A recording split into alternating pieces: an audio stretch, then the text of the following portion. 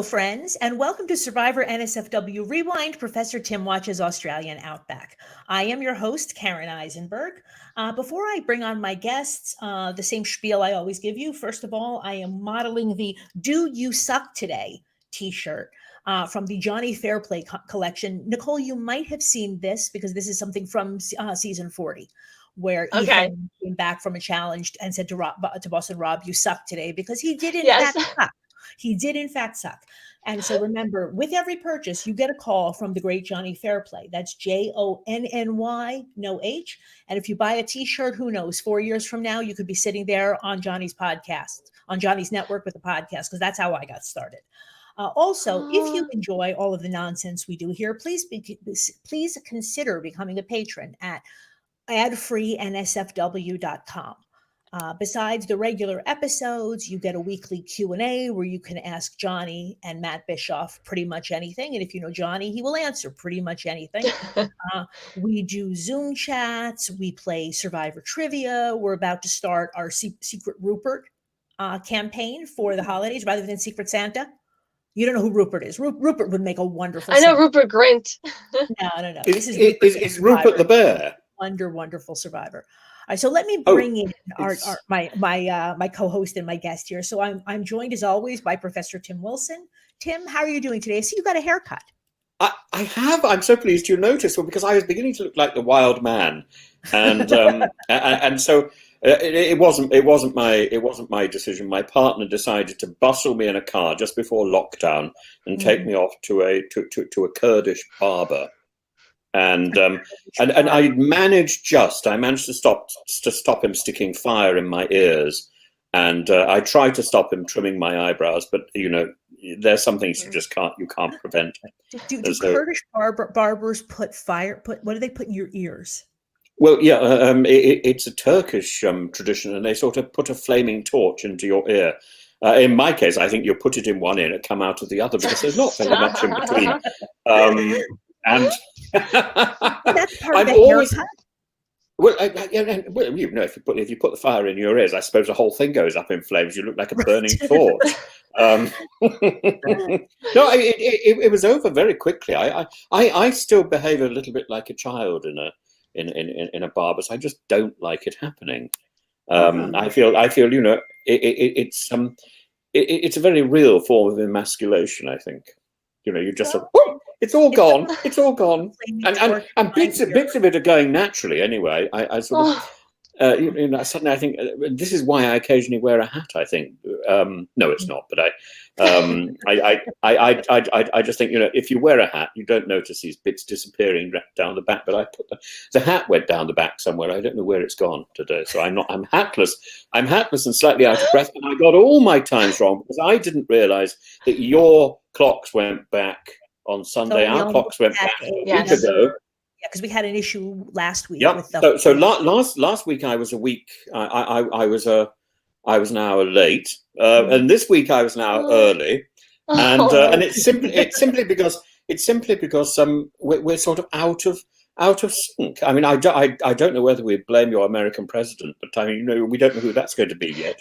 When in doubt, just blame America. We've done something. We can't blame America because if we blame America, you're going to blame us for our tea, and so we can't get into that. I've got tea too. Yes. You've got a Tom and Jerry teacup. It's a cat mug. Oh no, it's a cat. Well, I've got my cat. Happened. What the heck did I do? I'm so sorry. But I've got a cat crisis at the moment because my younger cat, who was on the reality show that I was on, The Circle, has got Tim. That's got how a serious I know. problem. Yeah. So do you really? Our guest, and then we'll talk. Oh my God! We will talk in a second. You have to be introduced. Yes, come on. But we are joined by Nicole Anthony from Big Brother 21 and 22. And we're doing something a little bit different today in the sense that obviously Nicole knows a lot about reality TV. She's been on reality TV, but she has not seen a lot of Survivor. But she really wanted to meet Tim, and we thought this might be fun. So Tim, we're turning the tables, and rather than having the guest educate you on Survivor, this week maybe you will help me educate the guest. Oh, that's like going to it. be impossible. I've never educated anybody in my life. That's why I'm a professor. For a living. I've never made professoring sort of pay. It just doesn't seem to pay in my experience. I have to make do with doing other things. But Nicole, you Yes. were also on reality TV as well. Yes, How did you find it? I was on Big Brother last year and I did well, and then I was on Big Brother All Stars this year and I didn't do as well. Oh my goodness! So Tim, Nicole was on last year, and you were fan favorite, correct? Yep. Officially, and she was Oh, certainly I was fan favorite. I was a fan favorite too. Yes, Oh, exactly. we have lots in common. There we are. And wait, you're a professor of what? I never know, but my subject is theology and philosophy. Wow, that's awesome. Well, yes, but the problem is it tends to come with an assumption that I'm sort of super religious, which I am in one sense, but I take a very broad view. So I would, I would give as much credibility to somebody who has no religious beliefs as I would to somebody who has lots. I think religion is a sort of it dominates people's lives, and it dominates our culture. In a way that often we forget. So for example, we can't swear in English really without drawing on religious traditions. When we say bloody hell, we're talking about the Virgin Mary, but nobody would think of that. Certainly not J.K. Rowling when she's writing about Rupert Grint. And it's a contraction of "By Our Lady Hell." So which I think is great. So we got all this religious sort of language buzzing around and religious iconography. We can't look at something without it having a religious background somewhere. I love that. I just love the sort of multiple religious identities that seem to be all over the place. Even going back to sort of pre Judaism and the ancient world. In order to express things about ourselves which are not facts, about going off to get some meat. We've tended to use religious mythological language, which I think is sort of touching on fundamental truths. And yeah, I'm very excited about it. I love it. But I find awesome. There are more serious subjects, possibly like mathematics and science. But I would say they also have quite a strong link with religion. I mean, certainly with mathematics, we can think of Kabbalism, which I think is terribly exciting. About which Karen and I can chatter later, I think. Tim, have you studied Kabbalah? Is that what you're referring to? I have. Yes, I like it very much. Kabbalah is Jewish mysticism. It's tremendous fun. So we can take somebody's name, and we can actually we can add up the letters of the name, and that will give us a particular figure, and then we can compare other words which have got that figure, and there must be some link between the two, and that's called gematria, I think, isn't it? Yes, because each letter in the Hebrew language has a numerical equivalent. Meaning that they do use, regular Arabic numbers, but for certain things like the Jewish year, whatever, they will just use they will use Hebrew letters. Wow. But the whole so each letter corresponds to a number, and you add them up, and they can feel a little bit silly, except then suddenly there will be something that actually seems to have some meaning, and then it gets weird. Yeah, absolutely. It's weird and amazing, but equally, some people like reading tea leaves. And I horoscopes, think astrology. That's probably got a place. Well, I was very keen on horoscopes in the back page of the Daily Mail until I met my birth mother, and so for most of my life I thought I was born on the 12th of May, and that would have made me a Taurus. Okay. And when I met my birth mother, she said to me, she rang me up. We went to see the premiere of Mary Poppins, and we came back, and it was about 2:00 in the morning, and the telephone rang. It was my birth mother, who was obviously very persistent, as indeed am I. And she said, "Hello, do you know who this is?" And I said, "Well, no. 2:00 in the morning, a strange lady calls you." And she said, "I'm your mother." Very emotional moment. And I didn't speak. I didn't say anything. I was so shocked. And she said, "I think about you every 22nd of May." I said, "Why?" "Well, that's when your birthday is." "Not." I said, "It's not. It's the 12th of May." And she said, Oh my gosh. and she said, "I was there," which you can't really dispute. Yeah, that's true. No, I think if she was there, it was only just. And in the end, I think she was wrong. In the end, I think I really was born on the 12th of May. But so for a short period, I thought, oh my God, I've moved from being a Taurian to being a Gemini. The back page of the Daily Mail has no purpose anymore. Yeah. I don't believe this stuff. And sort of having broken that chain, I've never bought a copy of the Daily Mail since. Which, wow, I love reading my horoscope. What are you? Go on, tell me. I'm a Capricorn. So very stubborn and headstrong and Really, but you look so friendly. Served her well in the Big Brother house, right? Because her first season was really just not good, and she was kind of being even bullied by most of the rest of the house. And she didn't give up. I mean, it's like didn't give up. Cried, which is perfectly appropriate, but rather than just crying and blanketing and accepting the inevitable, which we see from a lot of people, you didn't give up. Nope. And even this season, I only lasted 2 weeks, and I did have my emotional moments. Don't get me wrong, but I fought till the bitter end, campaigning and trying. Yep. And did you subvert as well? A little bit. I'm that's the way to go. A little bit of subversion does nobody any harm. You kind of have to. You smile and you sort of and you push around. I fought until I realized I was done, and then I kind of made peace with my God and was ready to go. That's right, Karen. When is your birthday? I'm a Taurus also. I mean, no, but we should be fighting then, shouldn't we? Yes, we have 3 very headstrong people. Yes. Time to argue. No. Yeah, well, I bet I may be a Gemini. I may be dithering around not knowing what I am. Gemini is like the duality. Yes, exactly. I really do think, put me in a china shop and I will break everything with a lot of charm, but I will break things.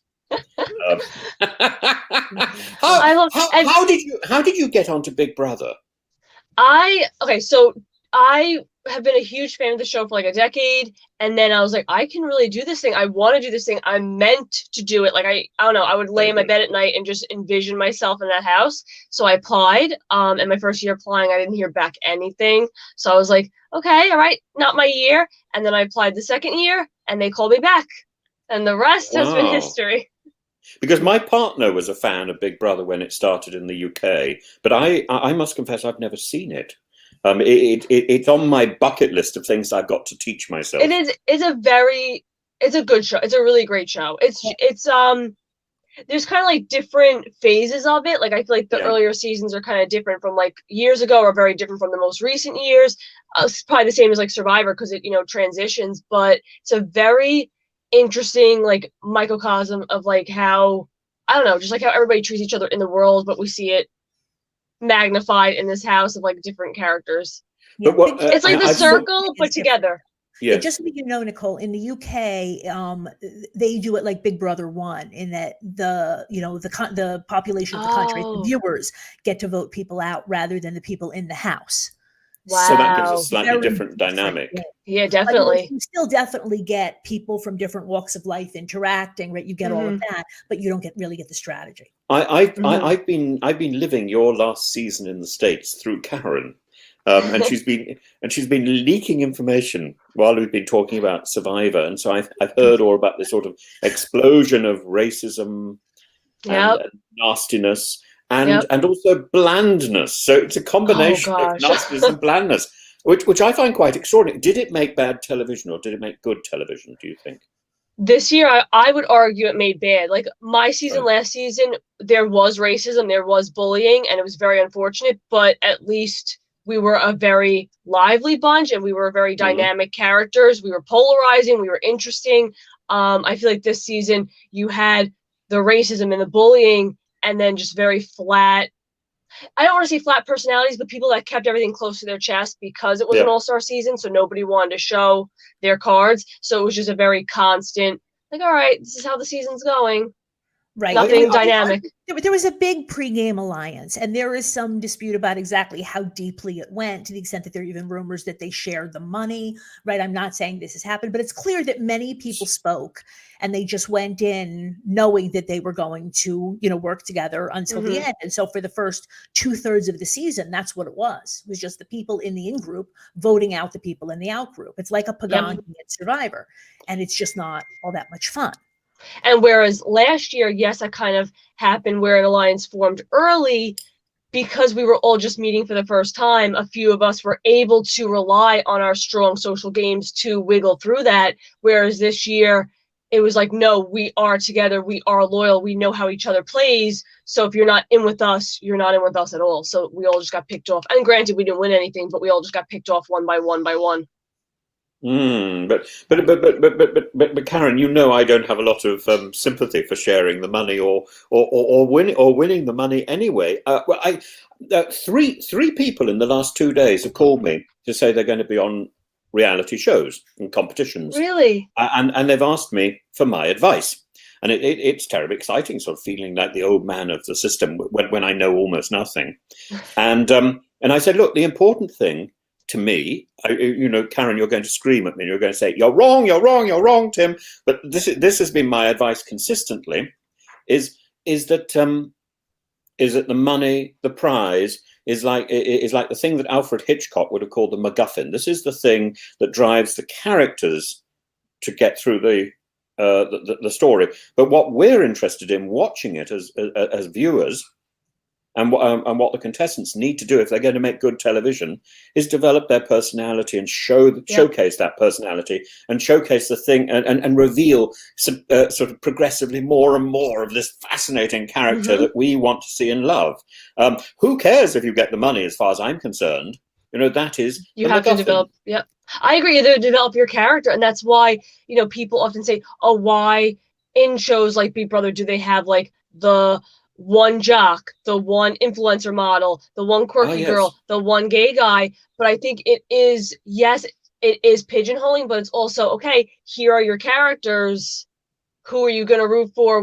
Because it's like you, but turned up to 11. So like me, yes, everybody's multifaceted, and yes, I'm like hometown girl, educator, like all this stuff. But my pigeonhole was quirky girl. She's representing all the quirky people. Let's see her quirkiness develop. Yes. Yeah. But so this is the point. Wonderful characters in that.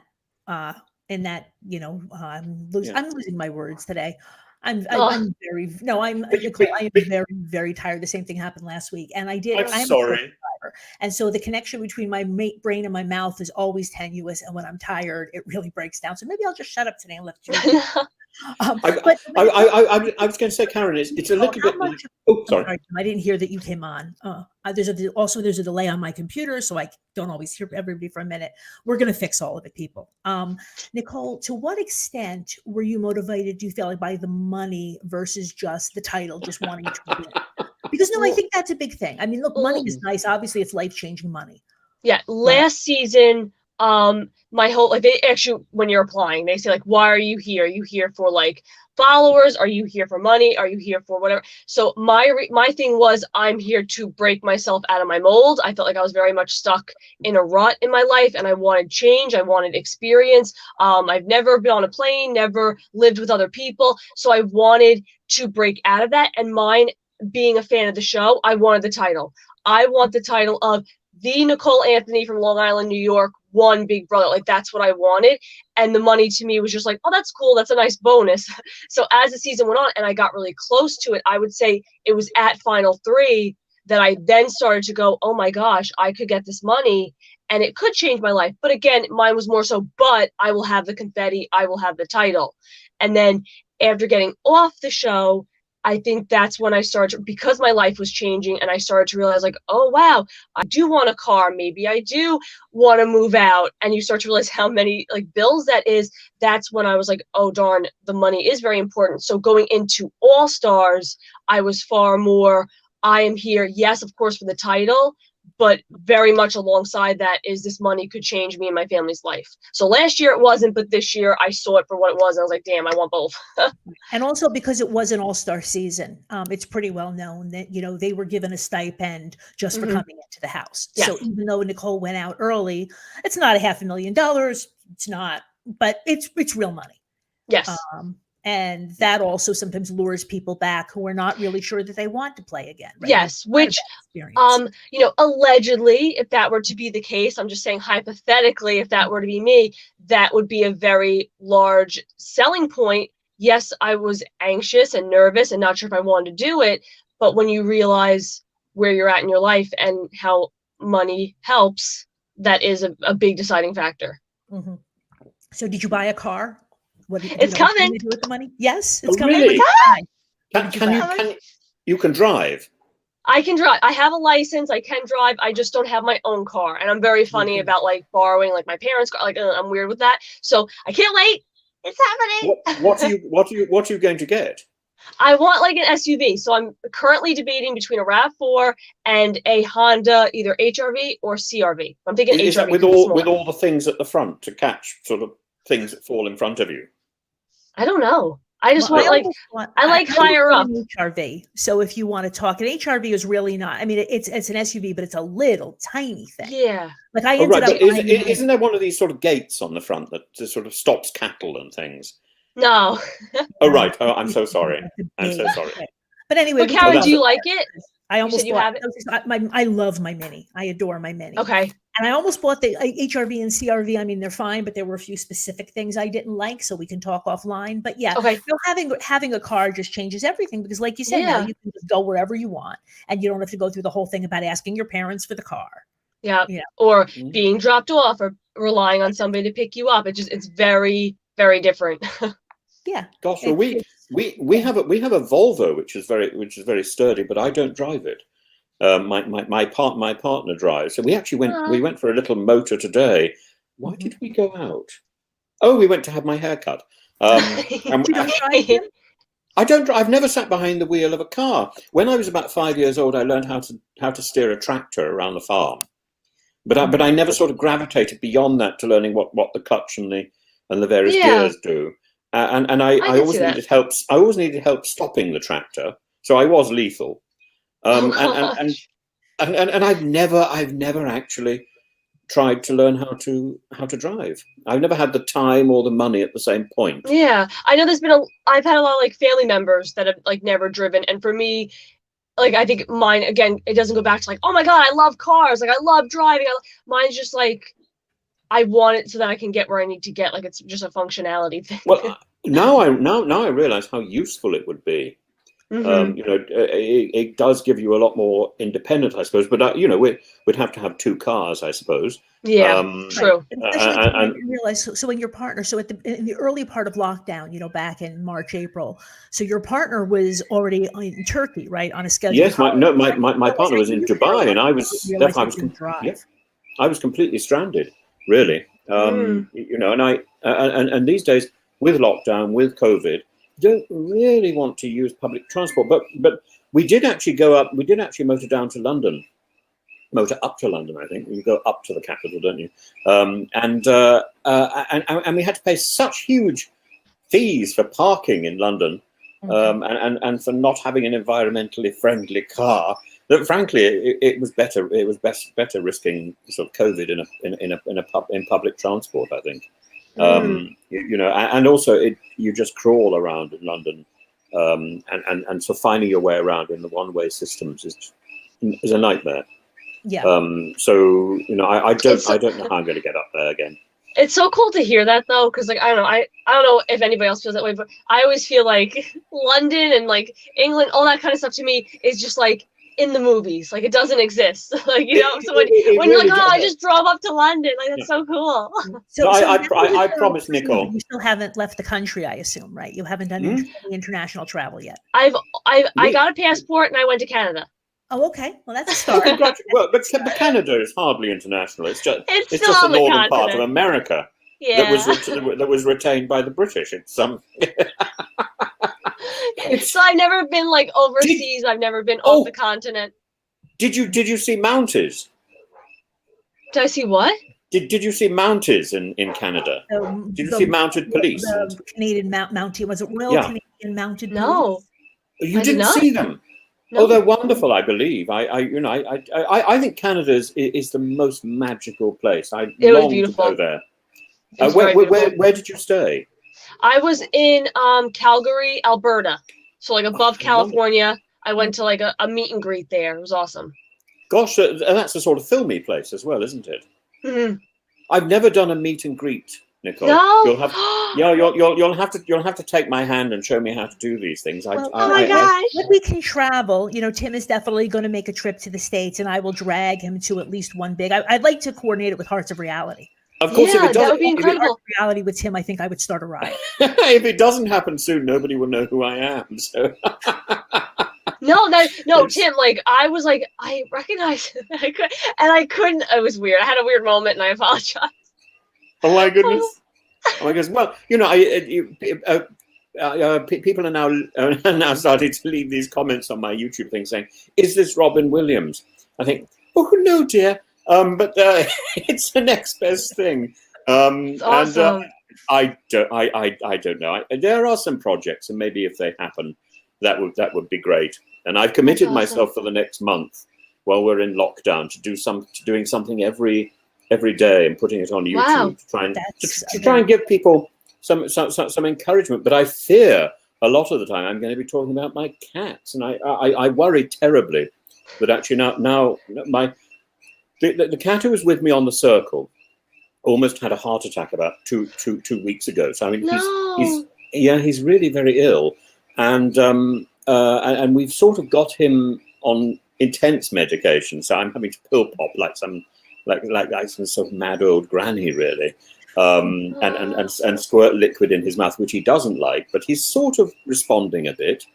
And now suddenly his older sister, who I thought I would lose last year, she stopped eating and stopped going to the loo. So I had to give her an enema last night, which wasn't an attractive experience, and she didn't like it, and it hasn't done any good. She's still not pooping, and she's still not eating, and but she snuggles into my arm. In fact, this is the first time today when I've not been holding her. She's down by my feet, but I have this awful fear that I could lose both of them within the month, and that would be terribly, terribly distressing. I'm sorry. That's really sad. Yeah. Thank you so much. That is that's the only bad thing about having animals, is that that you're going to outlive them. Yeah. Unless it's a parrot. I think a parrot or parrots are evil. Or a senior turtle. I think some turtles live for a long time, don't they? Or tortoises. I can't remember which one. Parrots, you're right. One of the reasons. So my ex was really into parrots, and I got I got interested. So he was very interested in getting an African gray, which are the ones who can really learn to talk. But they live to be 70 to 80. You're not a fan, Nicole. Yeah, nope. Well, that's right. I forgot about bird phobia. I forgot Nicole is terrified of birds. Yeah. Oh, are you really? Yeah. Phobia. Nick. I'm sure there's a name for that, isn't there? Is it there is, and I can't remember what phobia. Something phobia. It's like something with an O, I think. Orthophobia. I don't know. Yeah, all I know is birds are evil. I don't like them. Do you have any pets? I have dogs. Yeah, I have 3 dogs. Do you? What sort? Yes. They are all rescues. They're all mutts. So one's a yellow lab mix, the other one is a pointer mix, and the other one's a black lab mix. Oh, how wonderful! They're all rescues. I love black labs, by the way. I was brought up with them as a child. Lots and lots of them. Mm-hmm. But anyway, we're going to get into terrible trouble if we don't talk about survival at some point. Because I think today we've almost broken our record, Nicole, because at this point it's normally Karen who reprimands me. And now I feel I'm taking over. I'm taking over the job. But Karen, I wanted to hear about the parrot as much as it horrified me. Yes, come on. Oh, okay. So I'm saying, we never did get an African gray because they're very, very expensive and it really is age. But we did end up fostering a Sunghanyer and then got stuck with him because it's very, very hard to move a bird internationally. Yes. You have to do a 30-day quarantine. It's not just where you can give them a rabies certificate. So we were living in Israel, and this woman had to go to the US for a few weeks, which turned into a few months. And so my son, who was a teenager, just wanted to bird sit. And I thought it was temporary, so fine. And then the woman decided not to go back to Israel. And at that point, we're attached to the little guy, so we kept him. But then when we all moved to the States, it's just not feasible. I don't want to put them in quarantine for 30 days. And they're very, very emotional, even more so than cats. If you mess with their lives, they start ripping their feathers out, stop eating, etc. So we just ended up giving him to a good friend there. But he was a piece of work because he was about this big. The brightly colors. They don't really speak, but they make a lot of noises. And he would do things like we would be watching TV and he would laugh at the jokes. And it's not even just we're laughing, so he's laughing. He could just I would pick up on the speech patterns and realize that this was a joke. So obviously, but he hears that last inflection going up, and he go. Oh my gosh, no. No, he was plotting your guys' demise. He was laughing to himself, I'm gonna murder them in their sleep.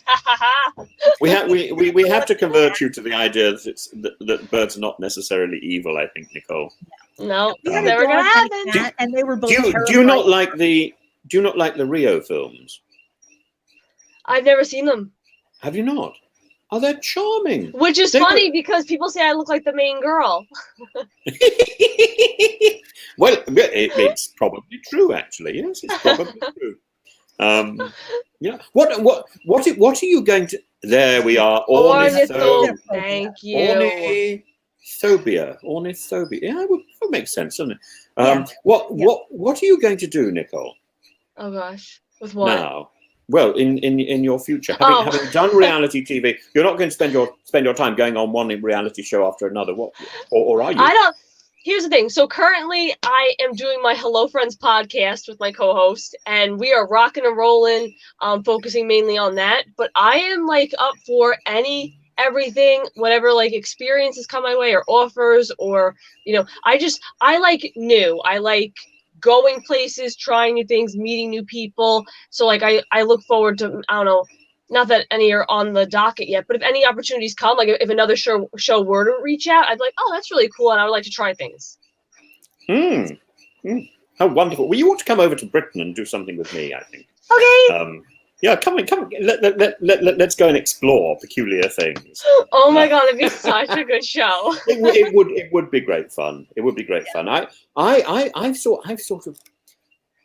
always worried about being pigeonholed as sort of people see professor and they think, oh my goodness, he must know so much.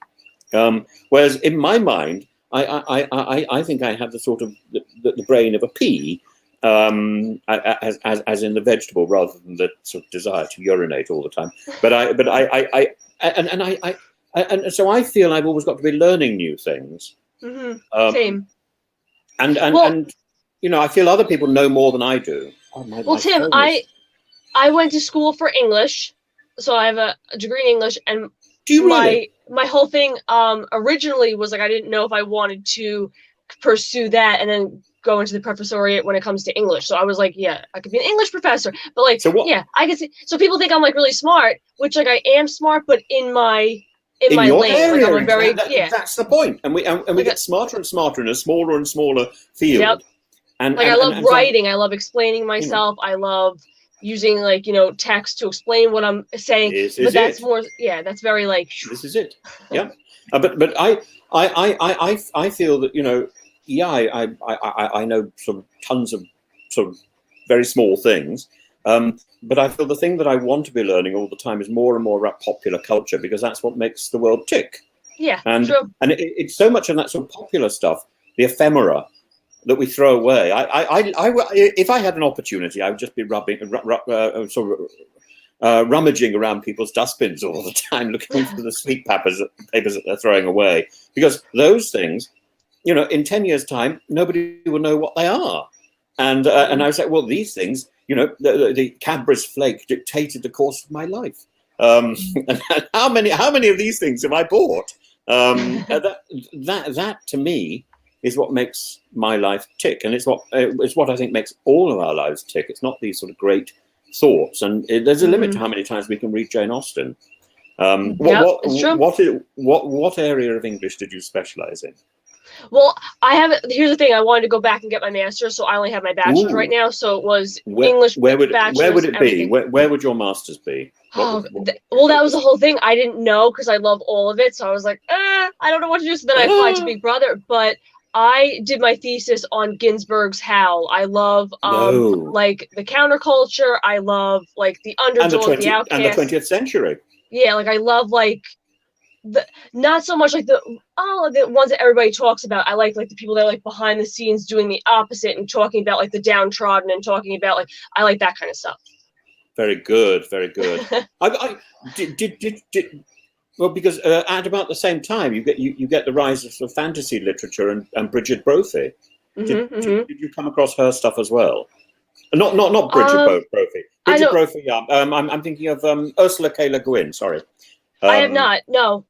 You must have a look at her, but have a look at Bridget Brophy as well, because Bridget Brophy is all about text on the page, and it's awesome. fascinating. In fact, I think I did a front cover for one of her books. But, what? I did a front cover for one of her books. Yeah, but I think it might have been a reprint. But it was called In Transit, which is now very probably very relevant because it was all about gender identity. That's awesome. I think it was about somebody in the in an airport trying to work out, what gender do I identify with? Therefore, which loo can I use? And very, very relevant today. Yeah, extremely. In the 1960s or so, when it was originally written, and then in the 1980s when it was republished. And I think I'm pretty certain I did this front cover. Wow. And it sort of was beginning to get relevant, but has now come into its own. And these are big. These are not just simply philosophical concepts. These are legal concepts. Absolutely. And about human rights and identity. So she was there before anybody else. That's awesome. To be celebrated. And even better, I used to share a house in Oxford, in North Oxford. I rented a little conservatory. I don't know why they were renting out the conservatory as a room, but I rented out this conservatory, and two of us lived in it, and we both had the same name, Tim. And in the main house there was this very strange old lady called Elizabeth Jennings, who was a poet. Okay. And she used to come into our bit of the garden, and we would sit in the garden. And her godson was an actor, and she said to us, she said to me one day, why would I? Because she'd had a little problem in the cinema. She got thrown out of the cinema because they thought she was a bag lady. And they were so apologetic when they realised who she was, and they let her have a sort of lifetime entry to see Gandhi. So she went to see the film Gandhi again and again and again, and I thought it was a very interesting film. But on this occasion, she said to me, would I like to come and see come to London and accompany her to see her godson who'd taken over a role in the West End. And I thought, ooh, that's very exciting. And he'd taken over a role from a fellow called what was his name? Can't remember his name now. Anyway, he'd taken over a role in a show called Another Country. Okay. It almost came to me. He was in a show with Angela Lansbury on Broadway a few years ago. I love that. Anyway, this fellow, her godson, was a man called Daniel Day-Lewis. So I went to see Daniel Day-Lewis's first professional show, I think. Who's gorgeous, by the way. Just side note. Which was extraordinary with his godmother, and that was all very exciting. That's so exciting. And she is such a wonderful sort of experimental poet, and I think her poetry is very important. And now she's died. And there's a very, very small road near where I used to live, which is named after her. But I think one should aspire to have a road named after one, don't you think? I would. I mean, I drive around. There's a Nicole Court near my house. It's not named after me, but I pretend it is. It will be. It will be. It will be. Okay. There you are. You see, I want You made the in final one day. of a reality TV show, and you didn't get the key to the city and all that. That used to happen much more in the old days, right? People get so much. Really? Yes. Really, I feel I came out of the circle. And I've just been going round and round in circles. Not really, not really. And so I'm living the circle dream. I don't seem to have any great direction. Up alone in an apartment and talking to people through screens. That's your. Yes, well that's me. COVID. I've anticipated reality. It's not reality TV. It's reality. Yeah, I would love to, like, the one when people go, oh, Survivor, The Challenge, The Circle. The Circle is at the top of my list because it is Big Brother, but compartmentalized. It's Big Brother, but in a room alone.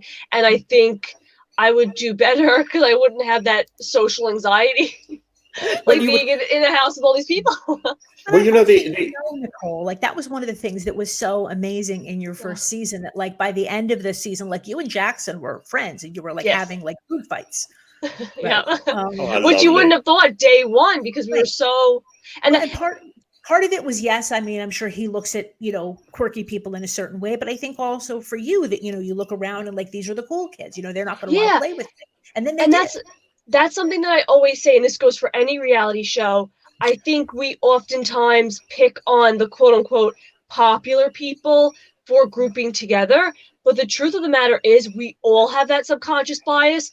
And me as a not popular person, I look at them and go, "Ooh, I don't want to hang out with them. I'm going to go by my fellow outsiders." So I'm just as biased. So like I kind of get upset when people pick on the jocks, the Instagram models, because but maybe if the older man or the quote quirky girl, or maybe if we were more, hey, let's all hang out, so we all have those biases and we all have the mentality of like, oh, we're different. So like it falls on both ends in that regard. So like in that perfect example, whereas Mickey might be like, oh, she's quirky, I was also like, oh, he's a jock, we are not gonna get along. So it's on both sides of it. But the amazing thing is, when you just scrape the surface very slightly, you suddenly realize everybody in this situation is vulnerable and anxious, and really they all just want a hug.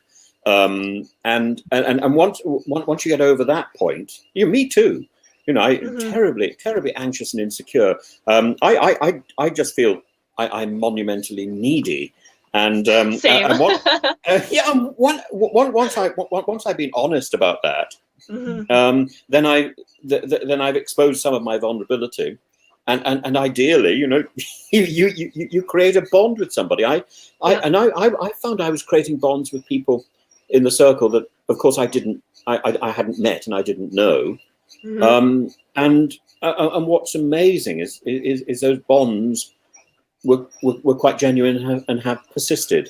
Yeah, because I think for the most part, people crave that. People crave bonds. People crave attention. People crave connecting with other people. And I think no matter how different we may be, we're all craving. Everybody wants to be included. Everybody wants to be accepted. And that's the aspect I love of reality TV, that it does create genuine bonds between some people when you get even off the show. But you have to get beyond characters because you were willing to be vulnerable. Like Tim, I almost feel like you don't know how to be any other way. Really? Right? You were just you seemed to be very open even just from the beginning of the series. Well, people fell in love with you. Well, I feel that see, Nicole, even now you're projecting some vulnerability and openness, which is just so it's so refreshing. I am what I am. but and also because you've been on these shows, you sort of you articulate your thoughts as they happen, and you have this thing of sort of living in the now, which is equally so refreshing. And it just sort of out it comes, and in fully formed concepts. And I recognize it completely. I recognize a similar a fellow traveler, because we sort of think on our feet, and these ideas pop out, and it's very nice. Would that we all did this in a funny way. So you've got this sort of way of marking space by saying, and I'm now thinking this. and it's true. It's true. Mhm. There's a certain truth. That is the reality. I think the game thing is simply and the identities we go into the show with. Mhm. These are simply the tools that we use to tell the story. And in fact, a much better thing is when we see an arc, Absolutely. and we see a sort of relationship develop, or a person learning more about themselves on the show, and then articulating that as they do it. This is quite exciting. I know in my show, and I haven't seen very much of it, unfortunately, but I know in my show, I know the point at which I changed, and sort of surrendered to being open and stopped playing a game, really. And that was really the point that I had a spat with a character who was a television personality and pretending to be a girl called Judy, and it was so uncomfortable. And in fact, the show didn't show very much of that discomfort. Wow.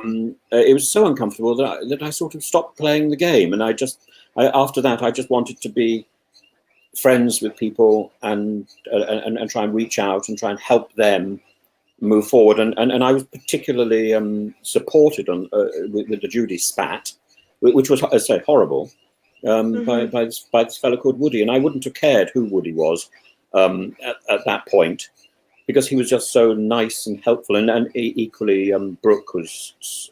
They just reached out, and I think Cy did as well. I mean, I remember having a very, very, very comforting conversations about combine harvesters and excrement with Cy, and none of that got onto the show. And I thought, what a shame, because when Cy came to see me, we were like long lost friends, and the audience must have been thinking, why the hell is he going to see the strange bearded man? Because they haven't spoken. No, we'd spoken a lot, but we'd spoken about very, very niche interests, because I was brought up partly on a farm, so we'd spoken about combine harvesters and Massey Ferguson tractors and all the things that we had in common.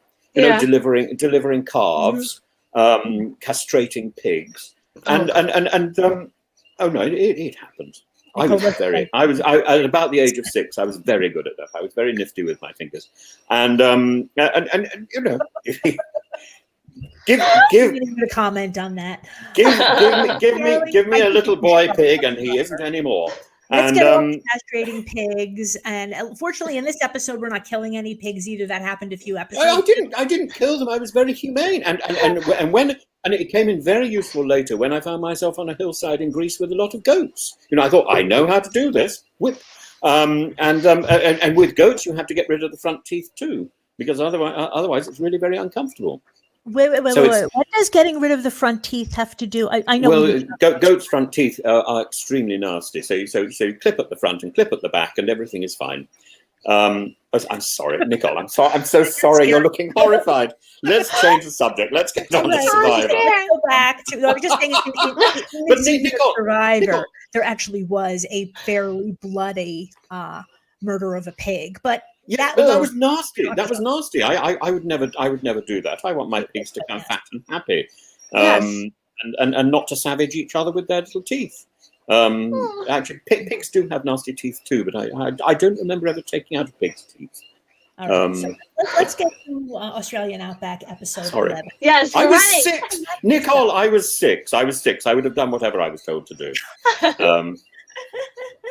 But so just to set this up, Tim, so after Jerry goes out, right? So what we have is 4 people from Ogakor, right? We have Tina, Colby, and Keith, who are pretty tightly aligned, right?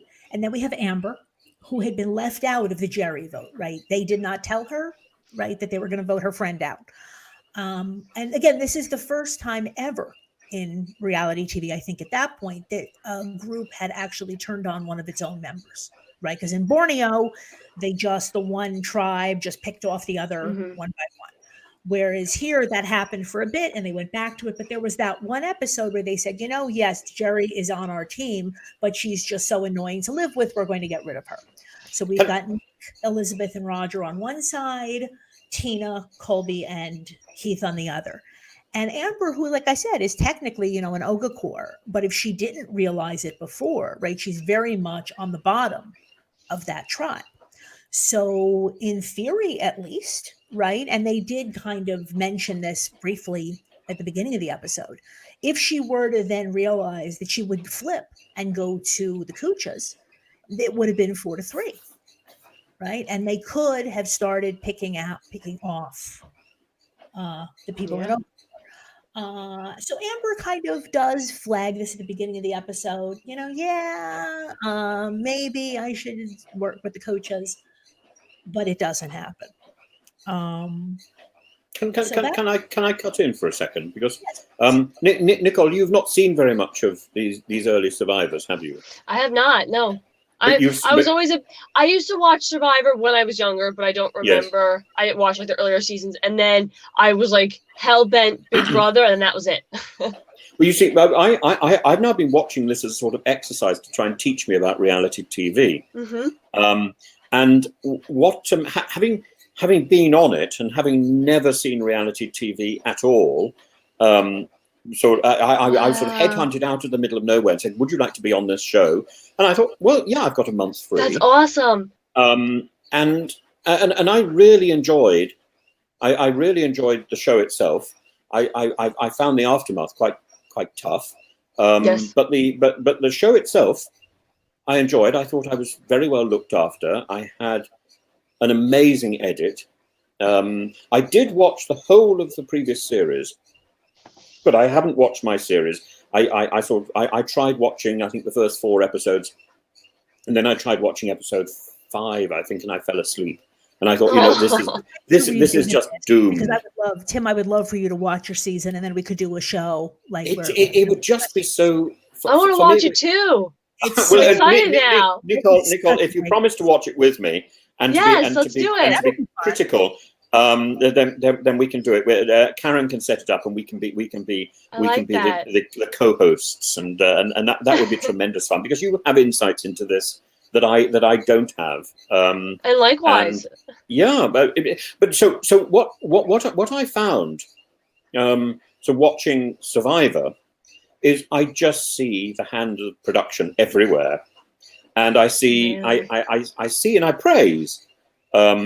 Production, and I praise the editing, which I think is astonishing, even at this stage, even in the early 2020, even the early part of the 21st century. Mm-hmm. The editing is astonishing. Now, having been edited, and when I was in the show, because I have a background in television anyway, I make sort of title sequences and stuff, and I have this background in animation. So I think in television terms. And when I was on the show, when I was on the circle, I knew where the cameras were. I knew what my job was, mm-hmm. and I knew that I was telling a story all the time. And that if I gave the production sort of the response they were looking for, I was going to be safe. And I really was. It's when you sit around and dither.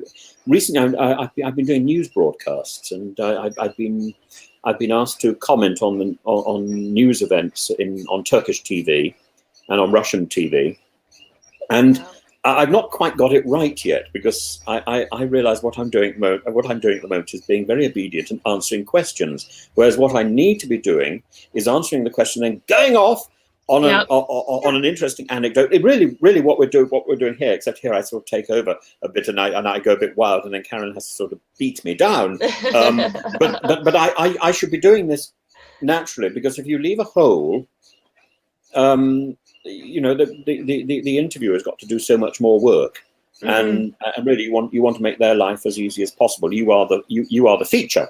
So I understood that when I was in the circle. And I think I got a very good edit.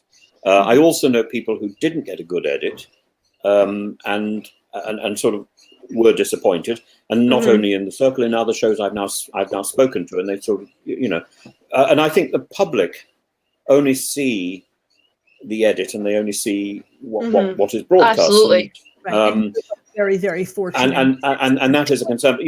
There's also what is not broadcast, and there's also what happens after the show.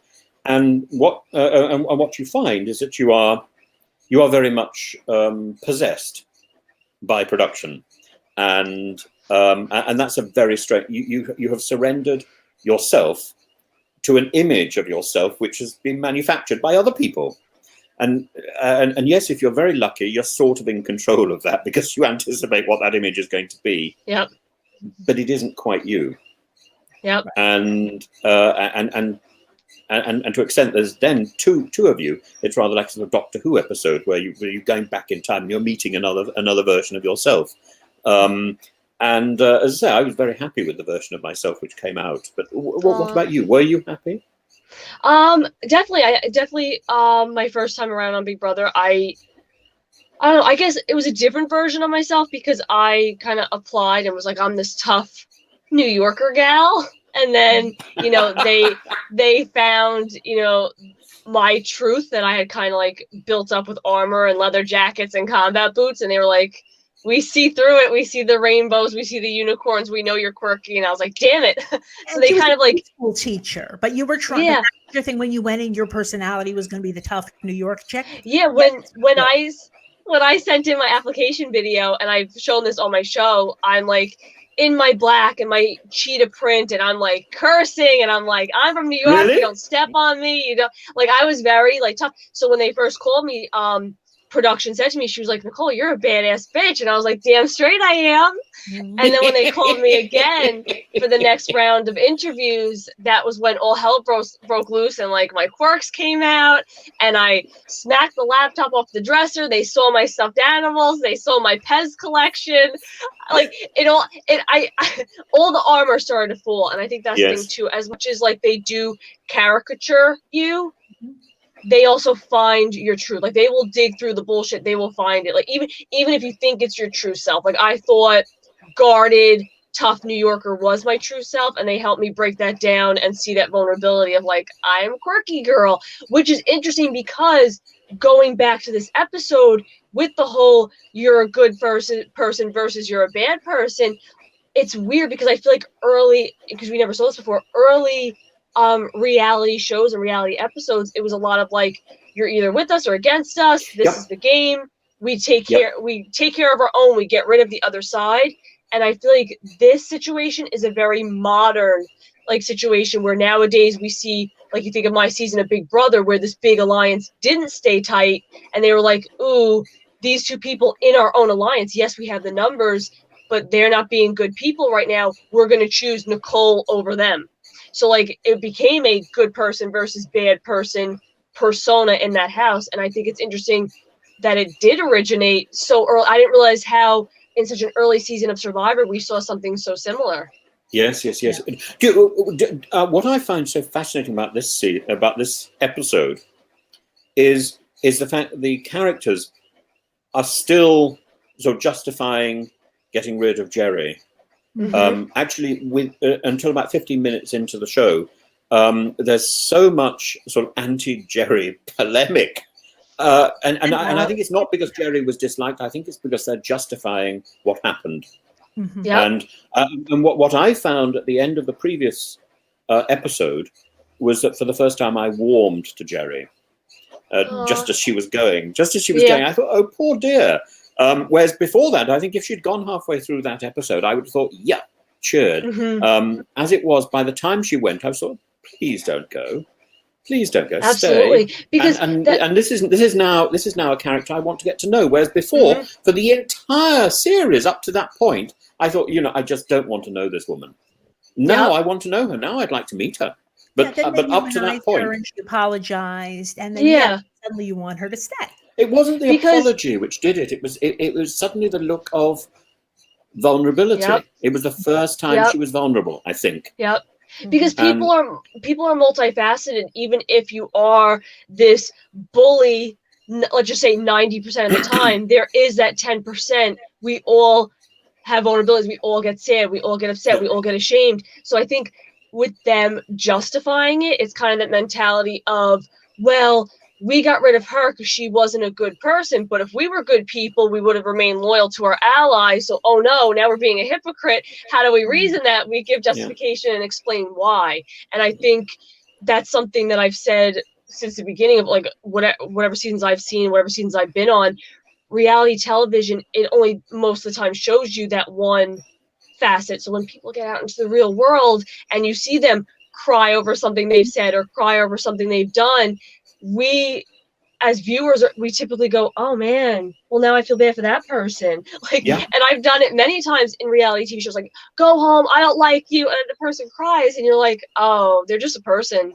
Like, They're they have just a feelings. person. And the other thing is, we can all say things that we think are inappropriate. Yep. I mean, I put my foot into it sort of almost every other minute. If you want to press the button and get me sort of chatting about something, I can promise you there will be inappropriate innuendo, and there will be references to things I shouldn't have said, and I may manage to top and tail my sentences beautifully grammatically. There may be a nice smattering of adjectives. I hope there wouldn't be too many adverbs, because an adverb seems to me to be. And don't you think, really, with an English background, an adverb is just an ill-chosen verb, isn't it? It's if you've chosen your verb correctly, you don't need an adverb. An adverb is,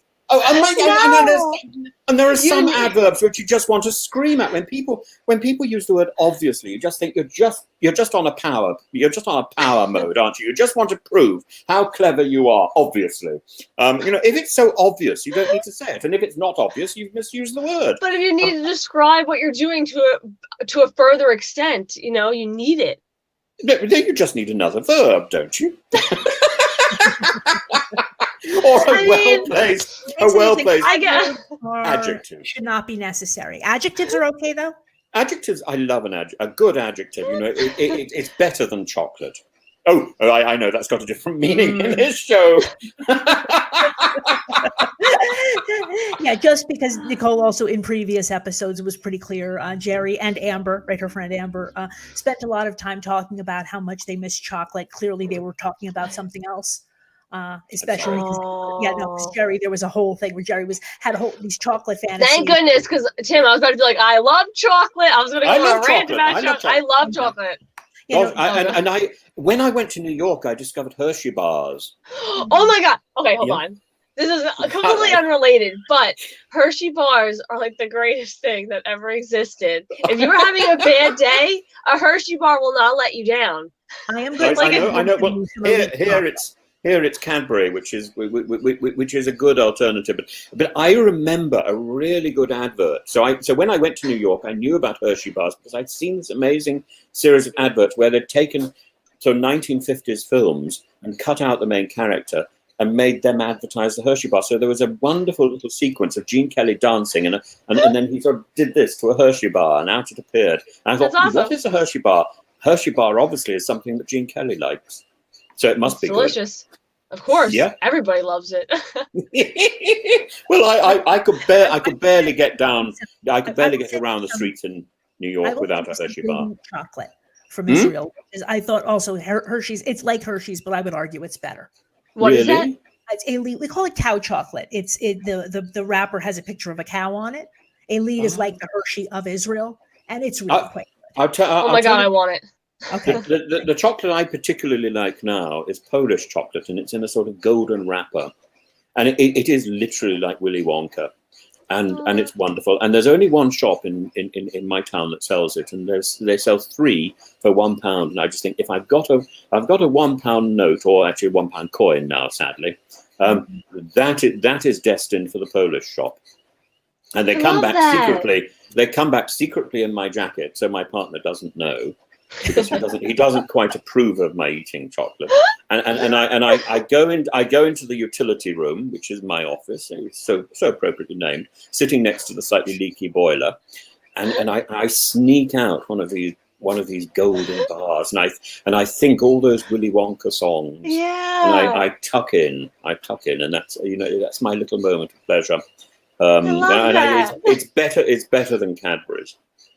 There we are. You see. So, little bit of internationalism, but I was really shocked. I was really shocked at the number of negative references to Jerry in this episode, and I hope she got residuals for all those references, because she was a major character at the beginning, and then she was a presence in the council at the end. So there was only a small amount of this episode which wasn't about Jerry, and they were all doing it.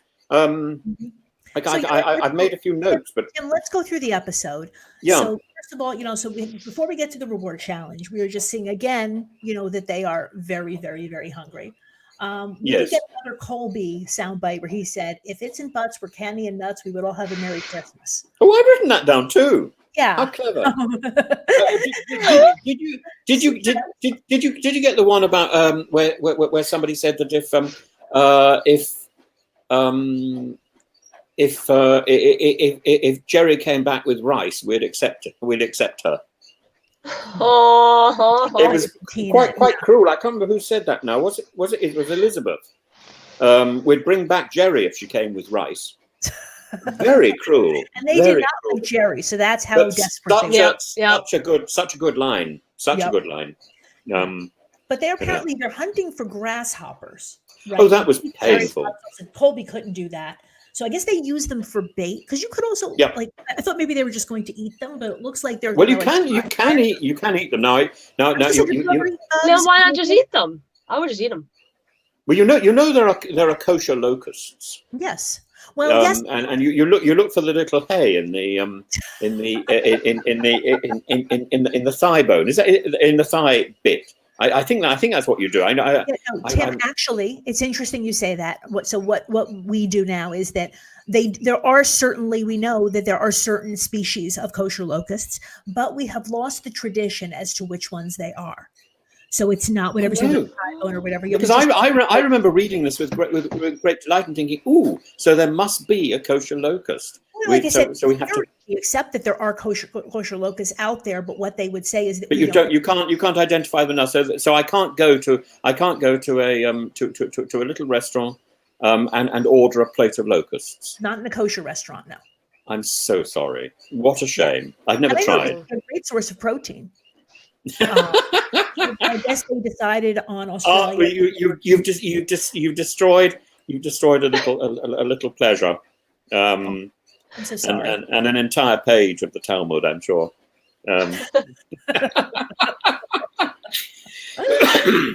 But also, in terms of the problems they're having with fishing, part of it also seems to be that they said because of all of the rains and the river is rising, and they said that because of that there's a lot of silt in the water.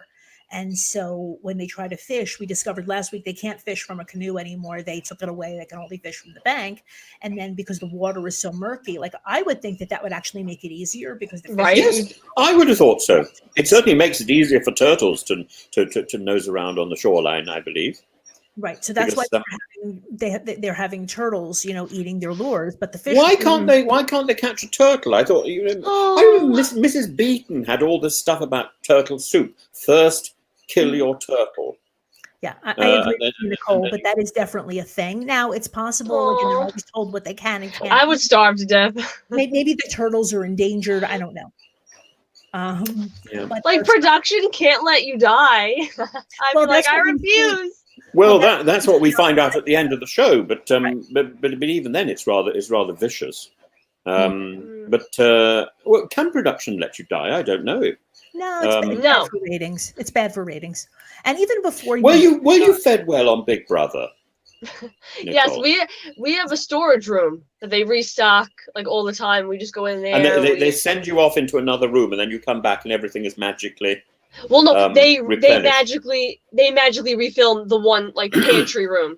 And then it's locked, and then when it unlocks, we can go in there, and there's produce, and there's food, and there's meat, and there's yogurt, and there's chocolate, and there's bananas and cookies.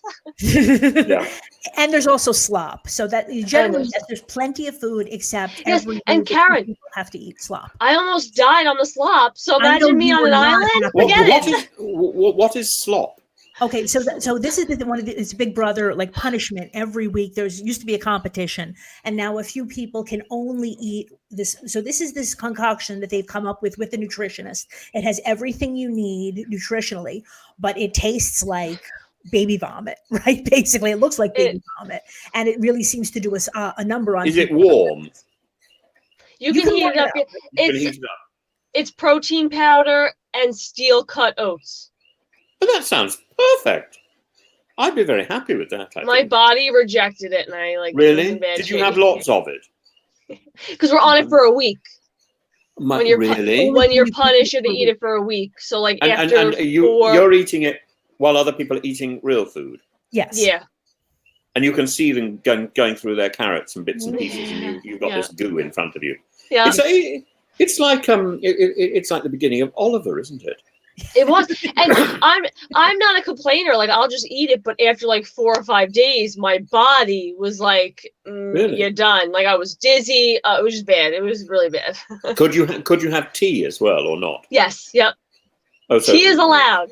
So that's all I was saying. I add condiments to it. Like there's a list of exactly, but basically it's very uncomfortable. And the whole point is that they do make it nutritionally balanced. I think they do throw some vitamins in there too. Yeah. So that Yep. to make sure that it won't hurt you. But that's the point, is it's supposed to be very unpleasant without really causing any long term. Really?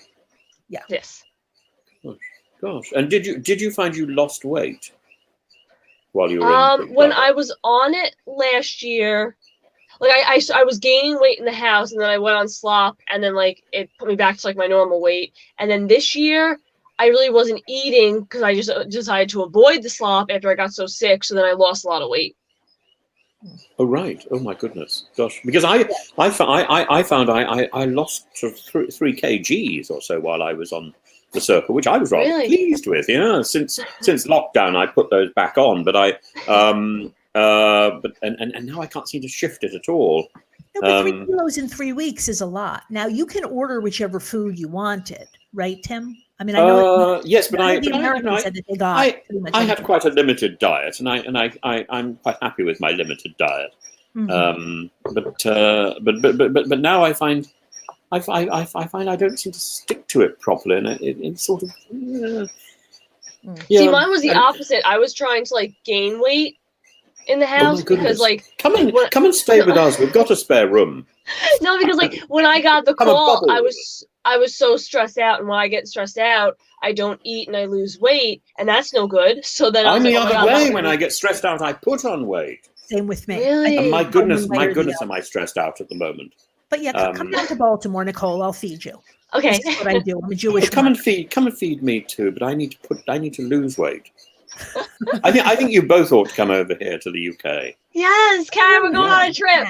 As soon And, as and you could have wonderful Turkish cuisine, Nicole. Oh, I like that. You'd really cool. enjoy it. It's really cool. Wow, that'd be awesome. We had Turkish peppers today. You know, those sort of green, slightly sort of. Oh my God, my dad's obsessed with those. Things, yes, quite hot. Wow. And so we had a very late breakfast because I had to have my hair cut. And It we all had a very comes late back to the breakfast. damn haircut. Yeah. It really, we have themes. We have themes, and I had so to get my haircut. No, your hair is gorgeous. It could be in a Disney cartoon. It does all the right things. It's very. Don't get your hair cut, please. Believe me, it's lovely. Yeah. Let's go back to food, because I do think that. Have you thought of acting, Nicole? Have you thought? Would you take a part in a movie? Karen's gonna get mad if I answer more. No, come on. That's why you're here. You're here to answer our questions.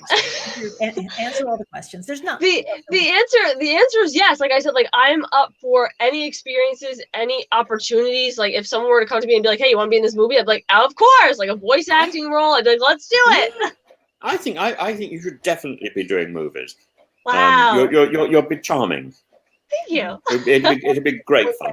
I have a friend who does it. Right. Let's go on.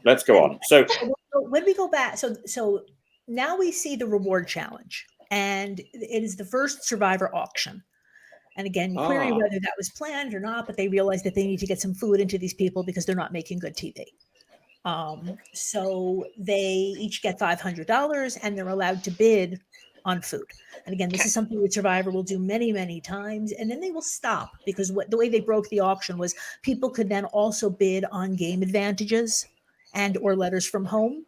And so what would happen when people would buy on any of the food, they would just hold on to the money to try to get the immunity pass or whatever. And so they kind of broke the game. But before they did that, this was a lot of fun.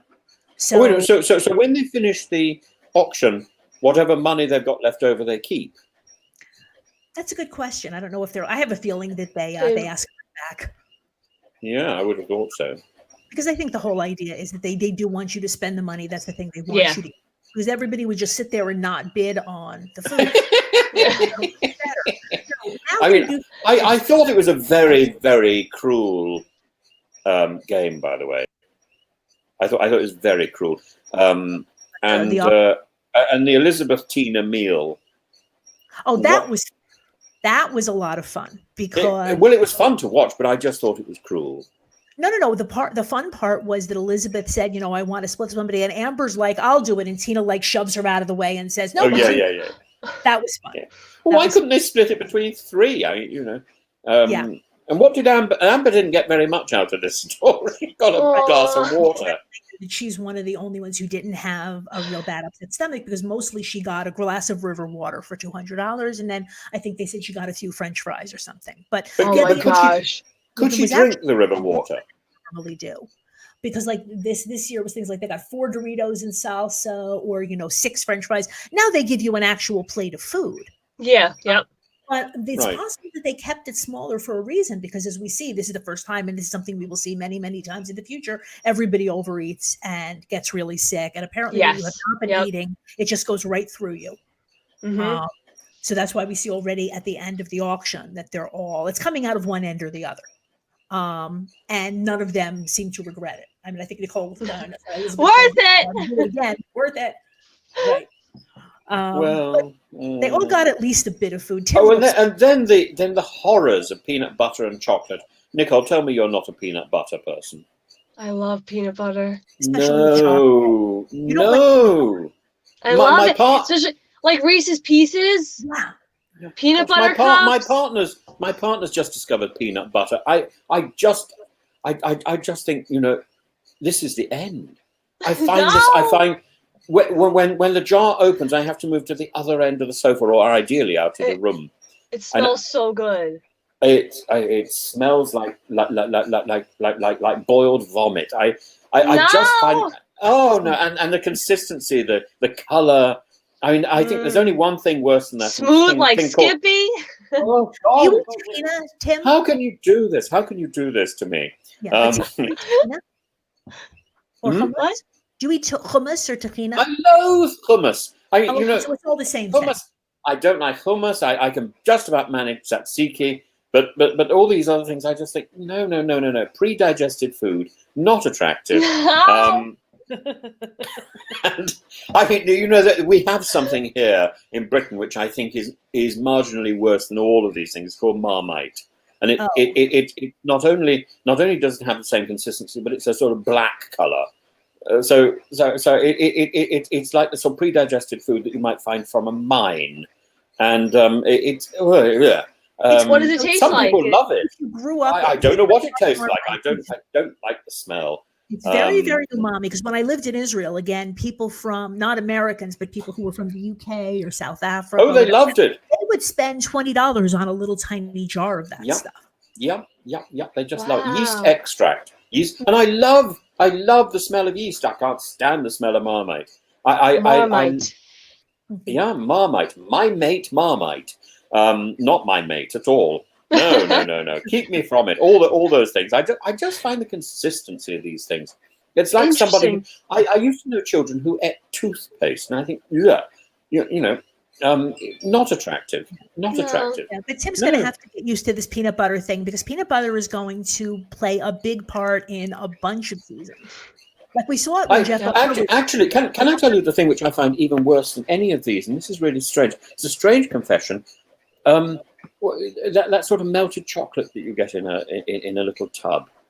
Mm-hmm. What's it called? Choco spread or something? Chocolate spread, yeah. Hold on, Tim, but they make Hershey spread. Yes, I know. Chocolate spread, I can't stand it. And Hershey spread, I'm sure I wouldn't like. But if you get like 2 graham crackers, you put some fluff, which is marshmallow on one side, some chocolate on the other, it's like it's a s'more. No, it's so good. Maybe if I were blindfolded, I could like it. It's blindfolded with a peg on my nose, and I'd be fine, I'm sure. But or maybe one could just feed it intravenously, and I'd be happy. But it's just sort of seeing the stuff. I think it just sort of think, oh dear me. So it's not even the texture; it's the appearance of it. It's the appearance and the texture. I mean, I'm sure the content would be fine. I'm quite a nut person actually. So I don't understand why the peanut thing is so detestable. And marzipan, I crave the stuff, and that's not so different in texture, is it? Yeah. No, so it's not the texture. It's something about the appearance. I could go mountaineering in a field of marzipan. That's interesting, balls. Tim. It's a sensory thing. Yeah, it's sensory. It's sensory. Yes. Mhm. I think this is because as a small baby, my birth mother used to keep me in a knicker drawer, and I wonder, I don't have a phobia of underwear, thank God, but I do have a problem with darkness, and I think possibly I think I should blame my problem with Marmite and peanut butter and melted chocolate on that. I think that's. I think I'm going to pass it all back. Maybe my mother's underwear wasn't entirely clean. Maybe. I'm sorry. I'm not going there. We'll have to see which one is, because I would have said that Nicole's fear of birds would be much harder to crack, but Tim's dislike of peanut butter seems to be just as deep. So, but here's the thing. So a dislike of peanut butter, like, how do you get the person to like eat it? How do you force somebody to eat something? And then my fear of birds, like immersion therapy. If you put me in a room, I would pass out. And then if I came back too, I would pass out again. So I don't know how you would like desensitize it would be awful. Imagine the combination. Imagine sticking you in an aviary of Marmite covered magpies or something. It's disturbing. It's too bad we don't have Raoul flamingos dripping with peanut butter. I can't. Yeah, I'm so sorry. I'm there with you. Nicole. I will hold your hand, but ideally we will escape together. Okay. We will escape from this. That's prison. good though, because the peanut butter would hold down their wings, which means they can't fly, and that's one of the biggest issues I have with them. Well, there we are. Also, if the flight is the problem, there are many birds. All you have to do is clip the under the like one layer of their wings, and they can't fly.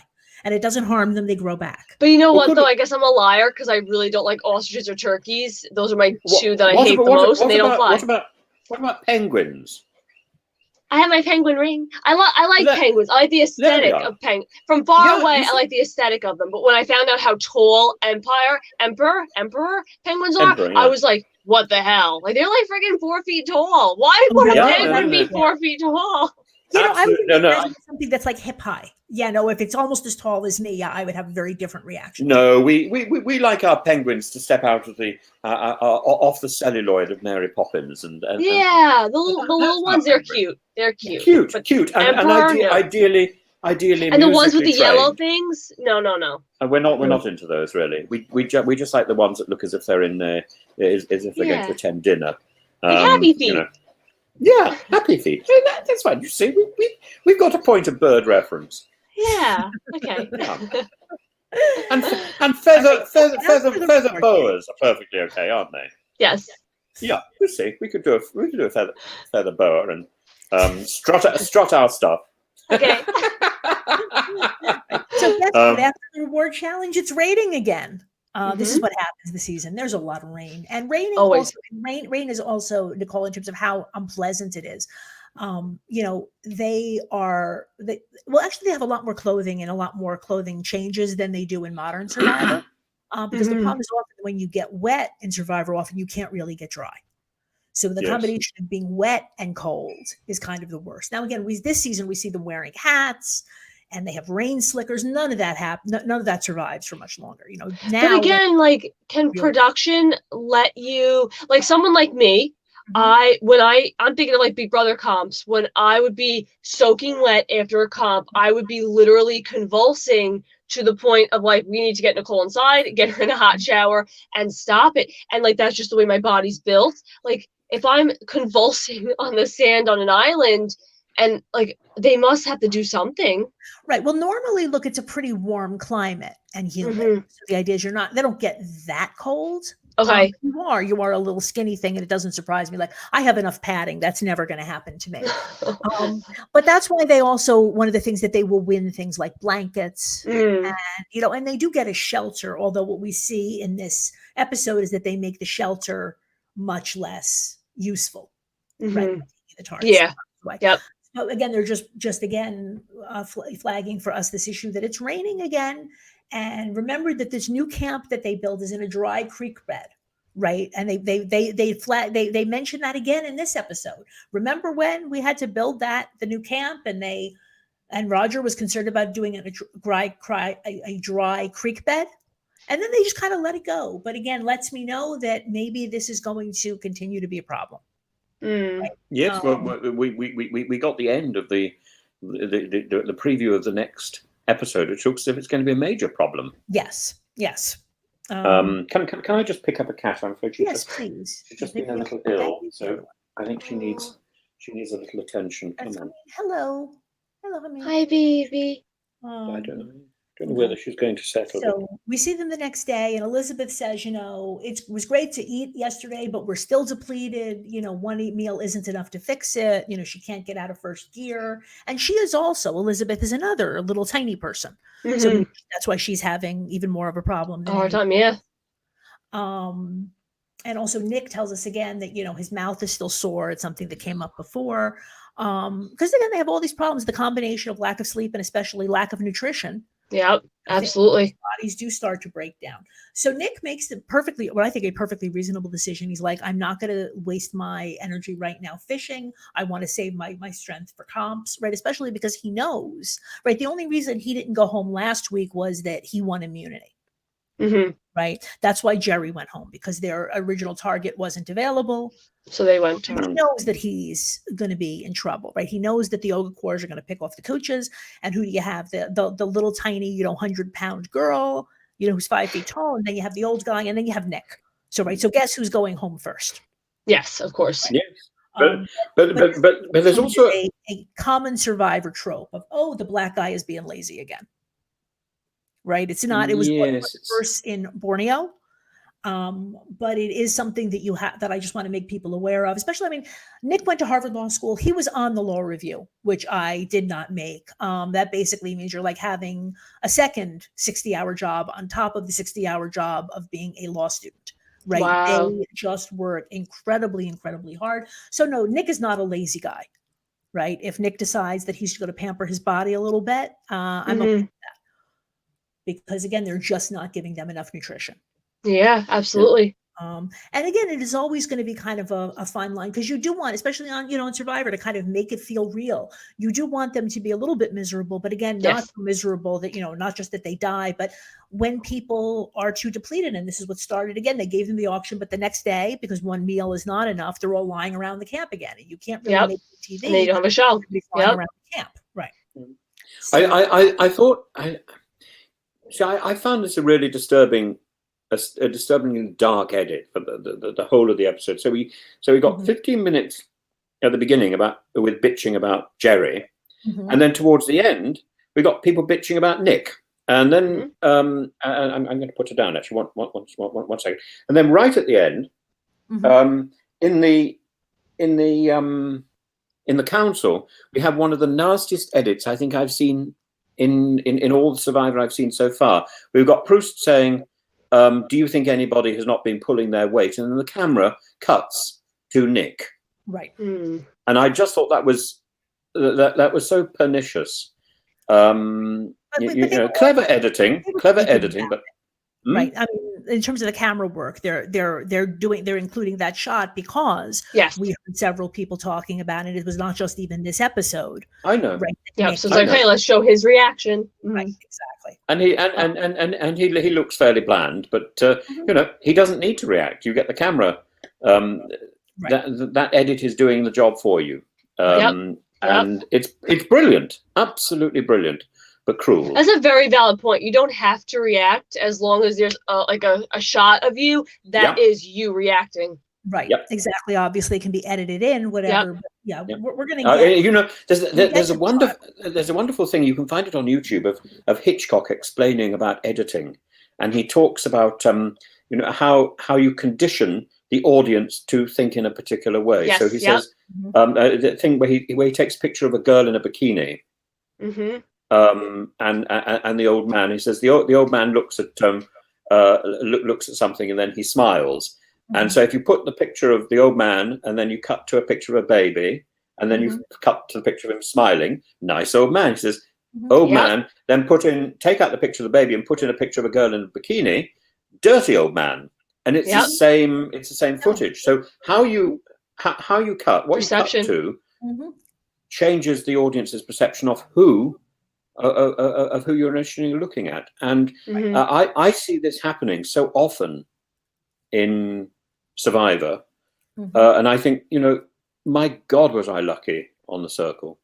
They can certainly make you look bad if they want to. And I don't feel like they were even really trying to throw Nick under the bus that much. If anything, I feel like they were trying to justify, because they just don't want, again, they were realizing what's happening this season. It's a pagonging. It's going to be boring, right? So first of all, they wanted us to think that maybe somebody else would go home. And we did get that last week, right? We did get Jerry rather than Nick. True. Very true. Okay. And then, so now it's clear that Nick is going home, but at least, so then they try to make us feel, well, it was justified. Right? Because he was lazy. Not in so many words, but I feel like that's what they were trying. This is the reason why they feel, Right.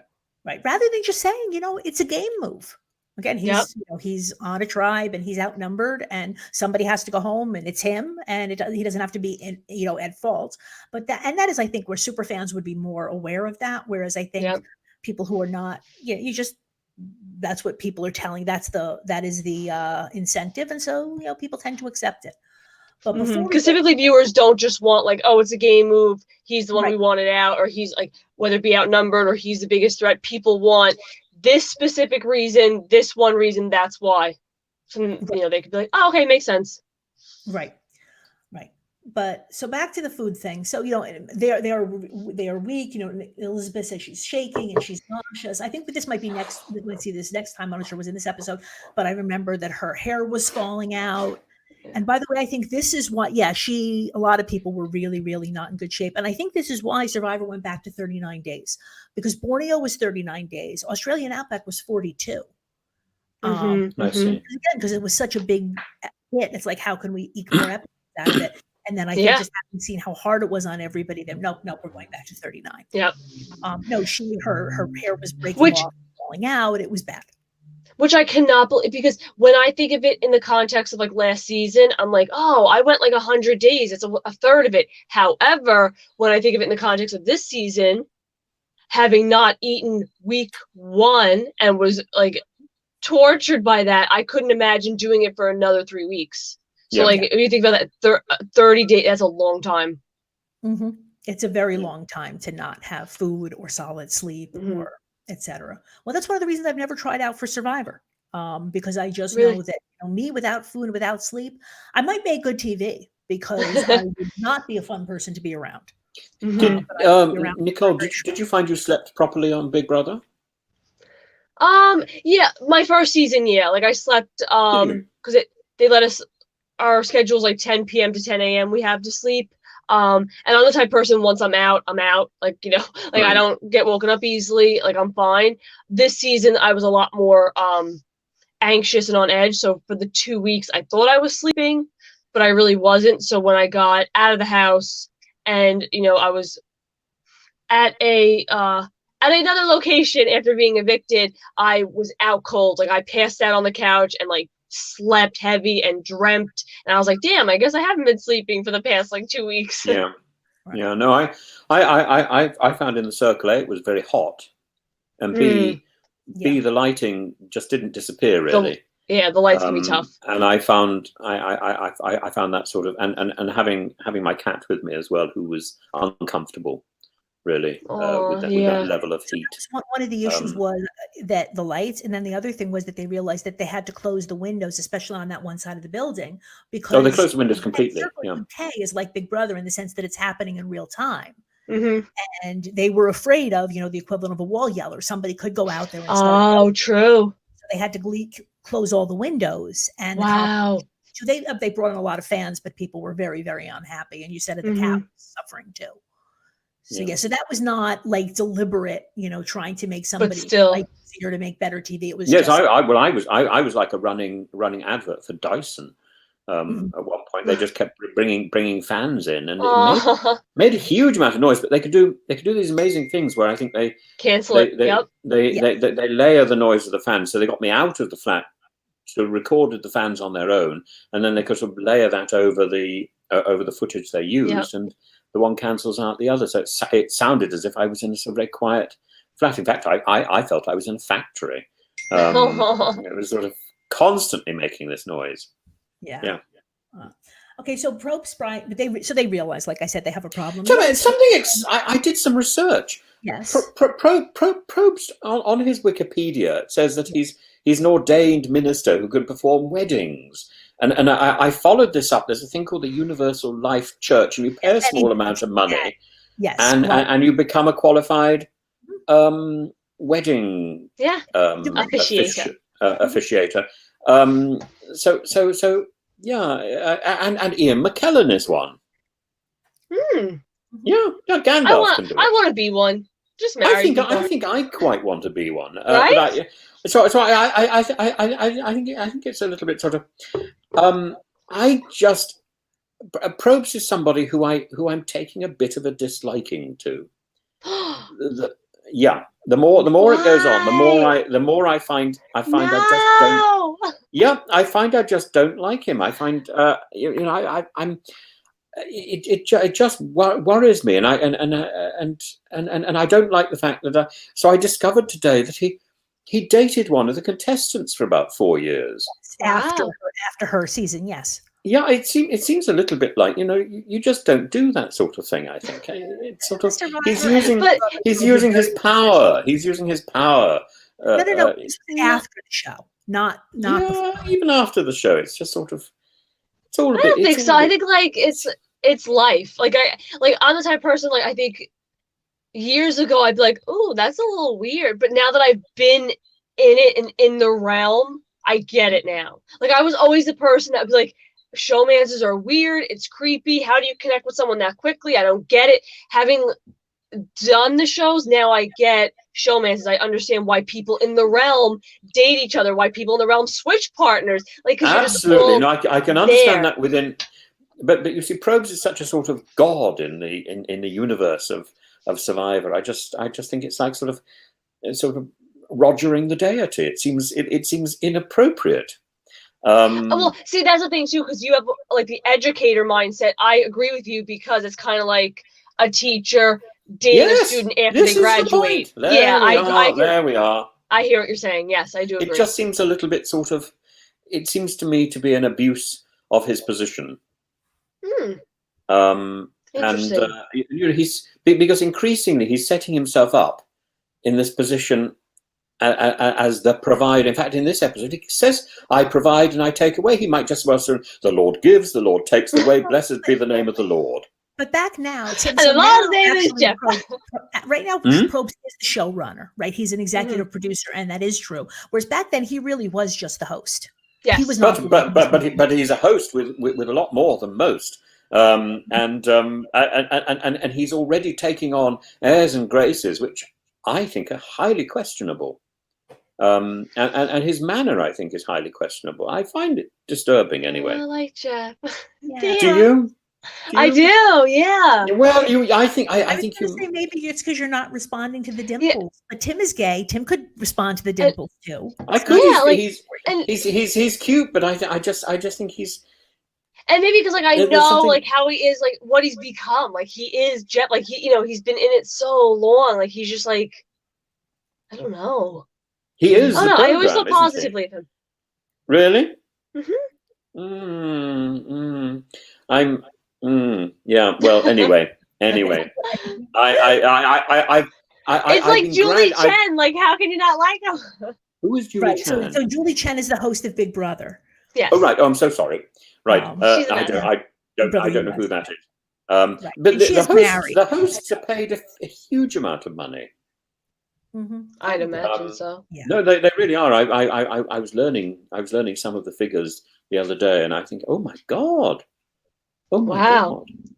It's sort of, and they're often not on screen as much as the participants, who are often paid far less, if at all. True. Yeah. It's true. It seems sort of a bit So disturbing. the Lord brings them some rice. Okay. And Yes. they do make the point. Like and God. we have to make sure we know that they gave them plenty of food, right? But they didn't ration it properly. And also it sounds like they lived bad children. With condensation. They had to throw it out, whatever. So they gave them, a big thing of rice that they said would be plenty for the rest of the season. Because I think they have about 2 weeks left, right? That is just too long. If it was a couple of days before the end, like Colby is saying, like, you really don't need food. And he's right. For 2-3 days, you can drag yourself, but not for 2 weeks. No. Yeah.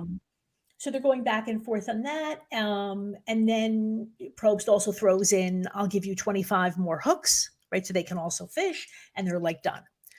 So basically it was shelter versus food. And I don't know what else, did the survivors actually propose anything else? Right. But they come for the shelter versus food idea, and they don't they're not saying you can't have a shelter. They just took the tarps that they won, plus that Texas flag. And I think I flagged this for you before, Tim, that yes, Colby's absolutely. personal item. Colby was very smart. So Colby is a smart boy. Is a proud Texan. That's why I still think he's going to be the winner.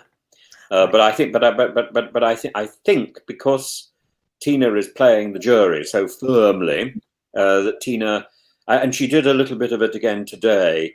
When she voted out Nick, she said, "I know that you want to go, and this is your ticket to go." I mean, she could have been doing that.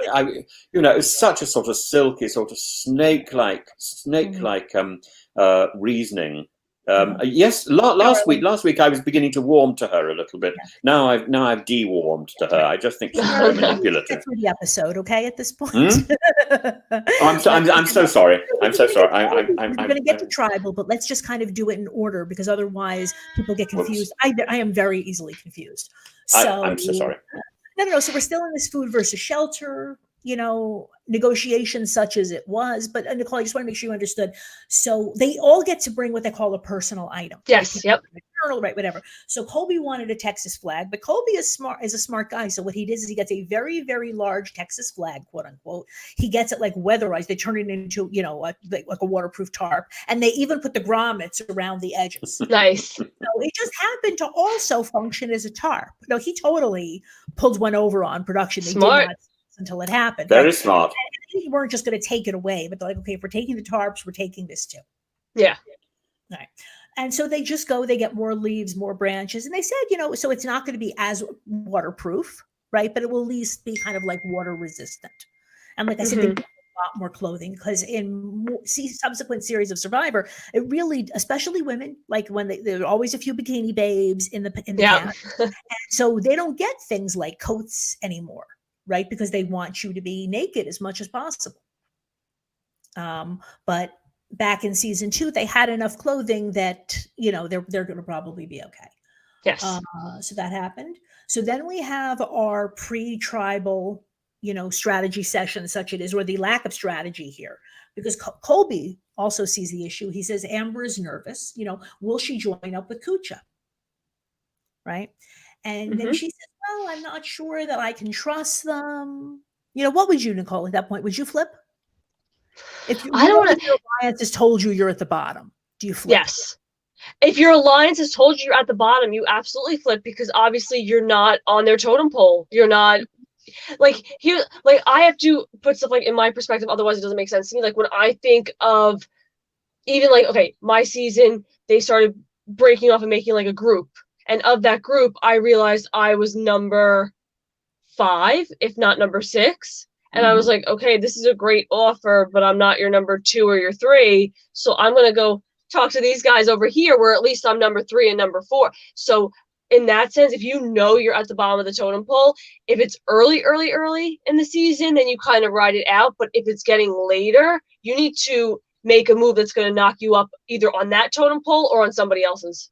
Yeah, because all Amber had to do was vote with Kucha, right? Vote with Nick, Roger, and Elizabeth, and they could just, pick off the Ogakor 3 very, very easily. That's why this move with Jerry was dangerous.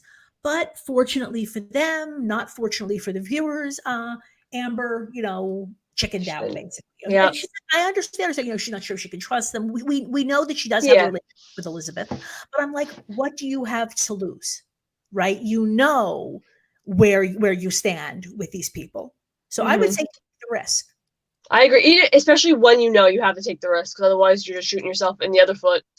Right. What about you, Tim? Well, Tim hates this kind of stuff, I think. Yes, I'm not a fan. I'm not a fan. Yeah, well, gosh. And everyone gets along.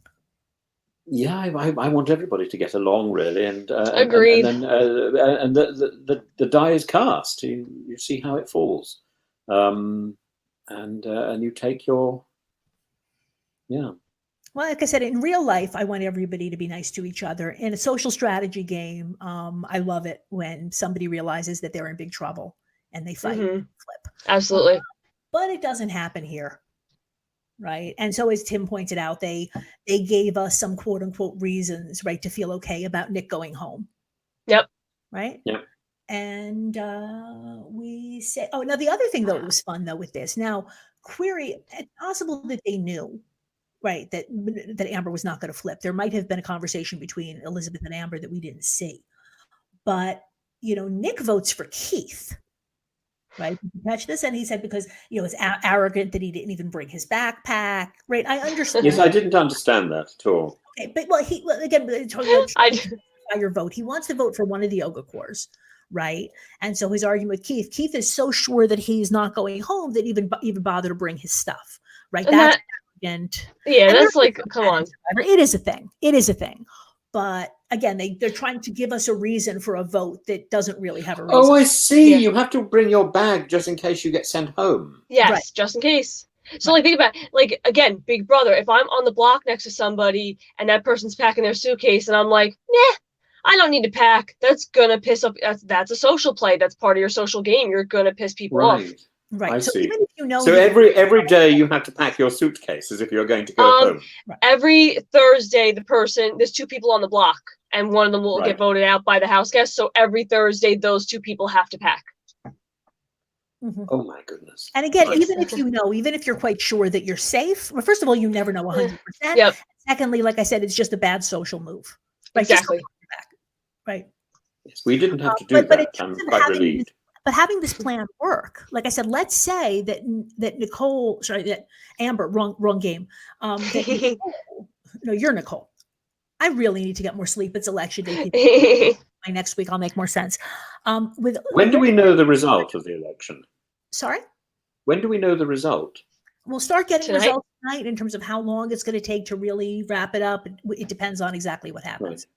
Right. So it's another 12 hours, really. At least, and it could be several days, probably. Right. But anyway, the point is that, let's say Amber had agreed to flip. She votes with Roger and Elizabeth, and we get a 3-3-1 vote, right? Because Nick voted for Keith. Mm-hmm. Now, normally, I'm assuming that the first thing they would do is Nick would have an opportunity to vote again for one of the two people who had gotten votes, right? And he could flip, and he could have then. But he could have, again, and the rules have changed over the years, right? I don't even know what, in the case of something like a 3-3-1, exactly what would happen. So again, that could have been some really, really bad strategic gameplay, or it could just be that, like I said, there was a conversation that we didn't see, and it was just 110% clear that Amber, and again, everything we know about Amber until now, and in her subsequent seasons also, Amber seems like a very sweet woman, right? But is she going to be the person who's really going to flip? Probably not. And she doesn't. And Nick goes home. And any chance that she had to be able to do this right now, even if she flips next time, it's going to be 3-3. So she has made her decision. Which I have to say, to play devil's advocate, like you said, maybe there's a conversation we didn't see. And also, I like to believe that obviously nobody in a game is like, you know what? I'm going to make this move because it's going to put me in a worse position. Or I'm going to make this move so it messes me up next week or, the next day. I think for the most part, people definitely do stuff because they think it's going to help. So I'd like to think that she was like, no, this is the better move for me, even though it may not have been. Oh, yeah, no, at least we know that she considered it.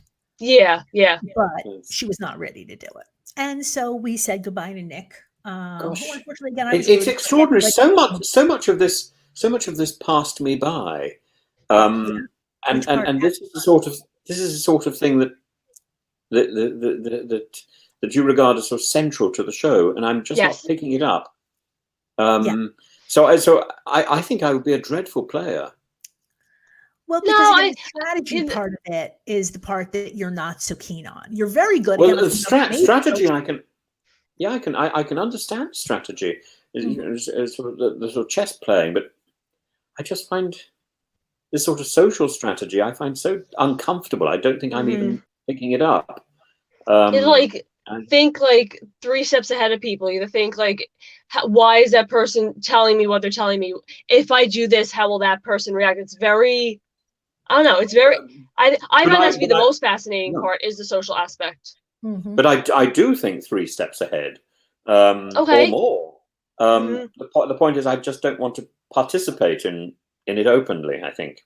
I gotcha. So possibly I'm just more subversive and naughty about it all. You're not always against it. At the very beginning, you were, but like you were quite admiring Richard Hatch by the end in Borneo, and he's. No, but I like him. Strategy game. I like him. Right, but he played the strategy game. Yeah, I think part of my problem is I'm not a great fan of Amber. I think. Well, you and me both. Like I said, no, nice woman. As a human, she seems to be lovely, but as a Survivor player, not so much. And I've taken against a few people in this series, and I don't know why. Vibes. And a lot of the people I really like are getting sort of dumped very quickly. And I have quite a fondness for Nick. Like I said, I did also, but you know, I do believe from the beginning. I thought he got a very bad edit. Didn't give them much. Sorry, Tim, what did you say? I think Nick's had a very bad edit all the way through, and I'm not a fan of Keith. By the way, I have to make this very clear. You made it clear before. Have I made it clear? Yeah, you're not. I just keep repeating myself. I'm so sorry. No. But I'm saying because again, with Keith, we say you're not a fan of him. Right. It's just, we saw very little Keith this episode. But Thank Keith God. He's not a big player, but I think Keith looked around and jumped on the back of the strongest guy in his tribe, which was Colby. And so far, which is kind of smart. Yeah, it works for him. But Colby just gets so much better every single episode. He gets better, and I loved his little bit about what's it, nuts. If ifs and buts were candy and nuts, we'd all have a merry Christmas.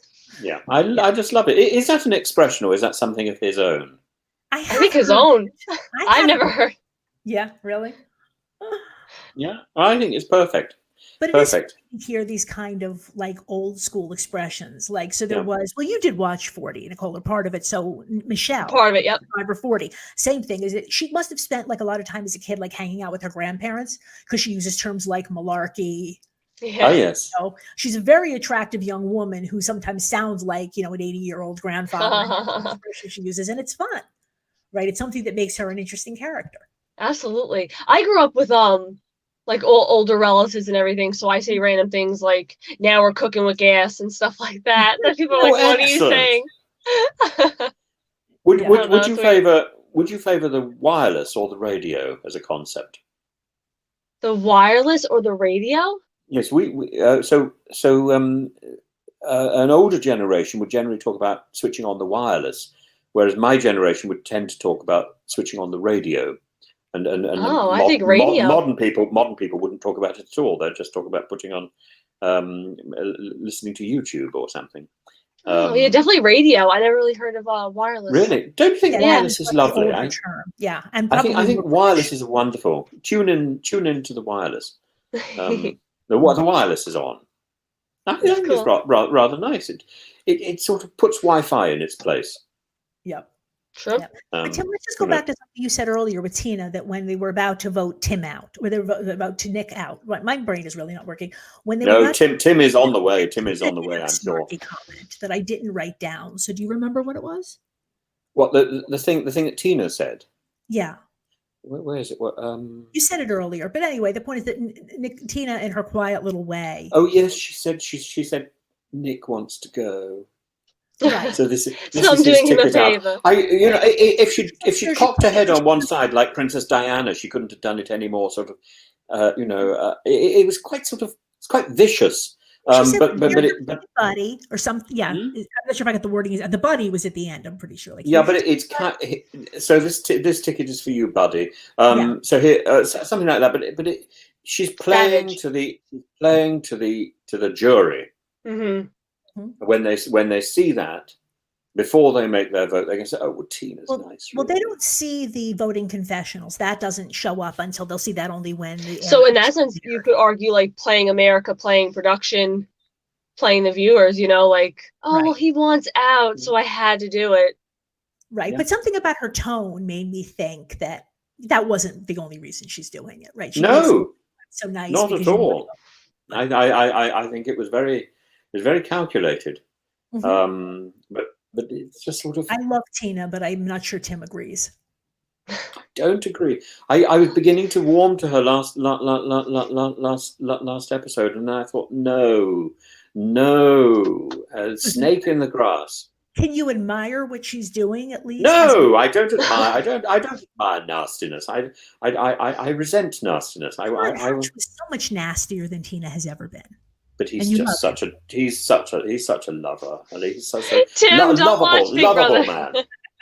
Well, but you're lovely, aren't you, Nicole? I like to I'm think not- so. I'm not going to be disappointed in you. No, I don't think so.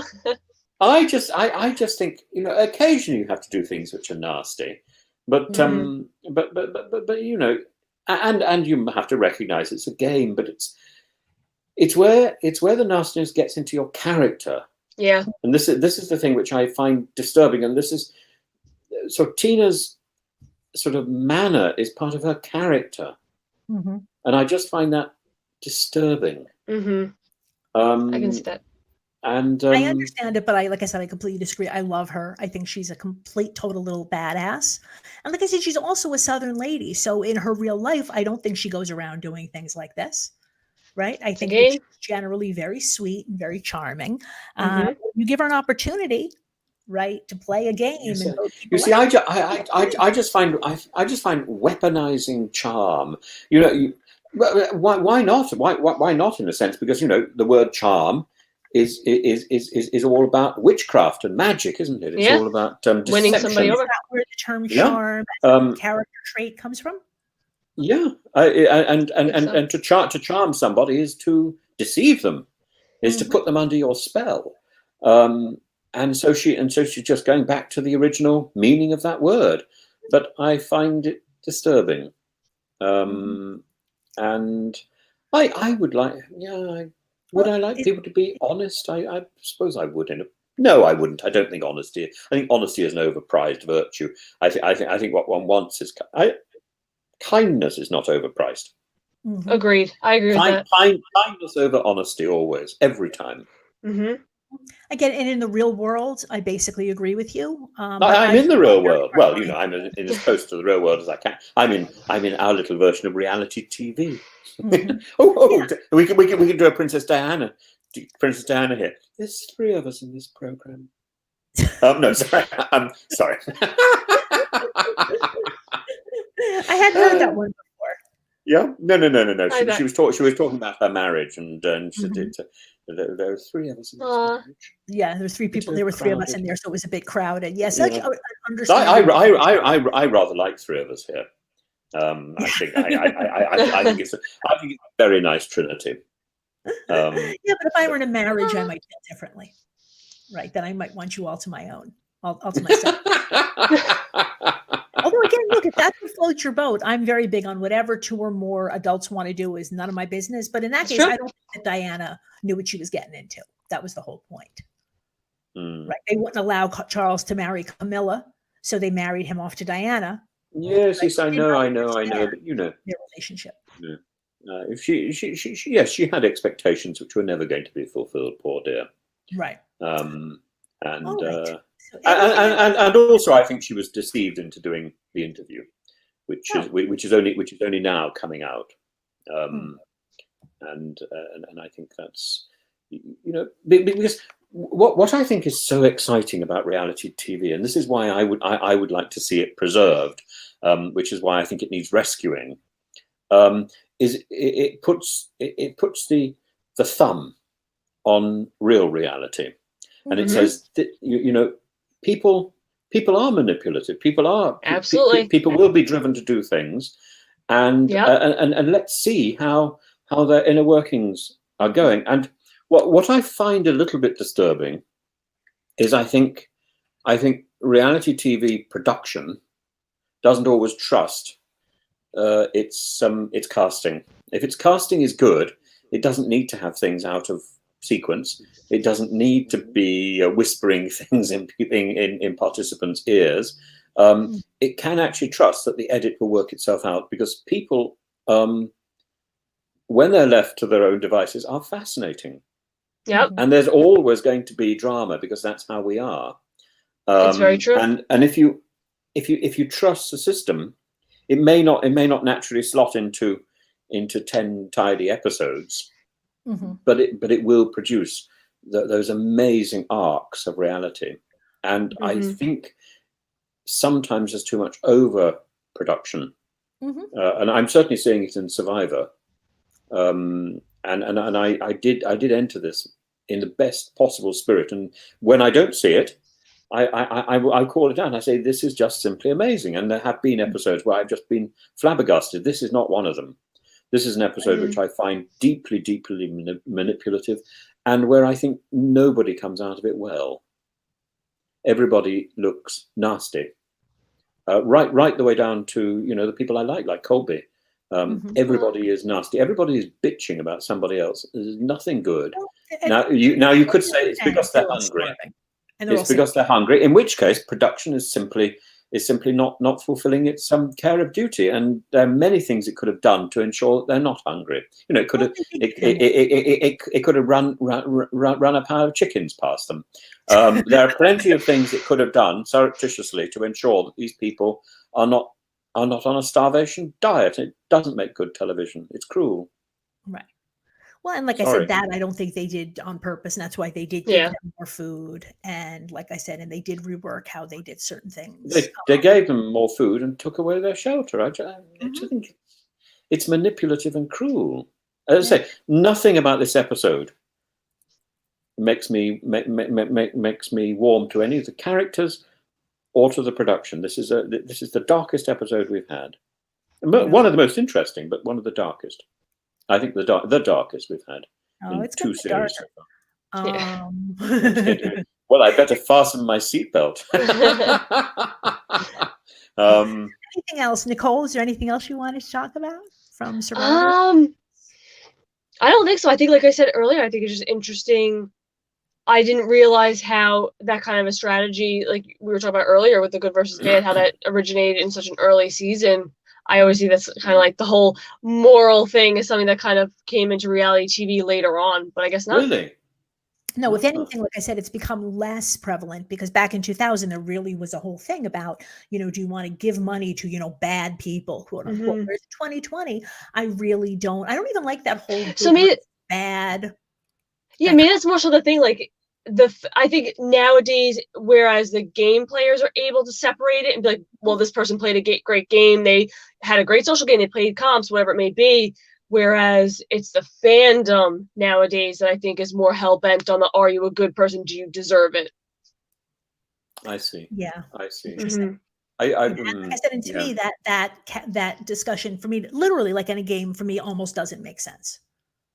I can see that. And this is what Tim and I are going to have to agree on this, but it's like anything that is allowed in the game is part of the game. Yep. Oh, I agree. I agree that anything is allowed, but I also think one shouldn't be applauding. One shouldn't be applauding this level of manipulation when there are choices that could be made, so that people are not in such pain. Want to stay? Let's say so. Amber. Let's say a new timeline, right? Amber really wants to do whatever she can to stay, and so she just starts making stuff up, right? And saying, would I agree with that? Would you? I'm assuming you would disapprove of that. No, I don't disapprove of that. If it's creative and interesting, I think good for her. Let's have some storytelling. And if it works, great. So then what's your objection to it? I don't have an objection to Amber telling tales.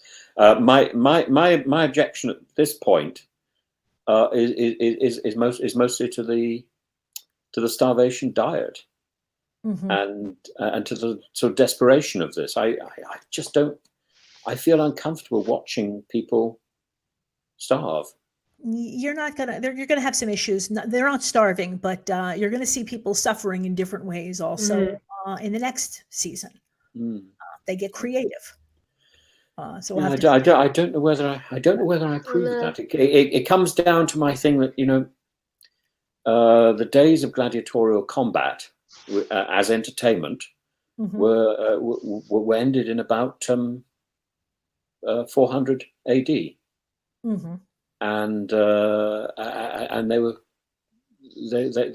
were firmly condemned, and we've come back to a point where we're putting people in peril, and we're passing this off as entertainment, and I find that really, really worrying as a concept. However, I have to say, to go back to the classical world, I loved the that final challenge. I love the design of the final challenge. It reminded me of trebuchets.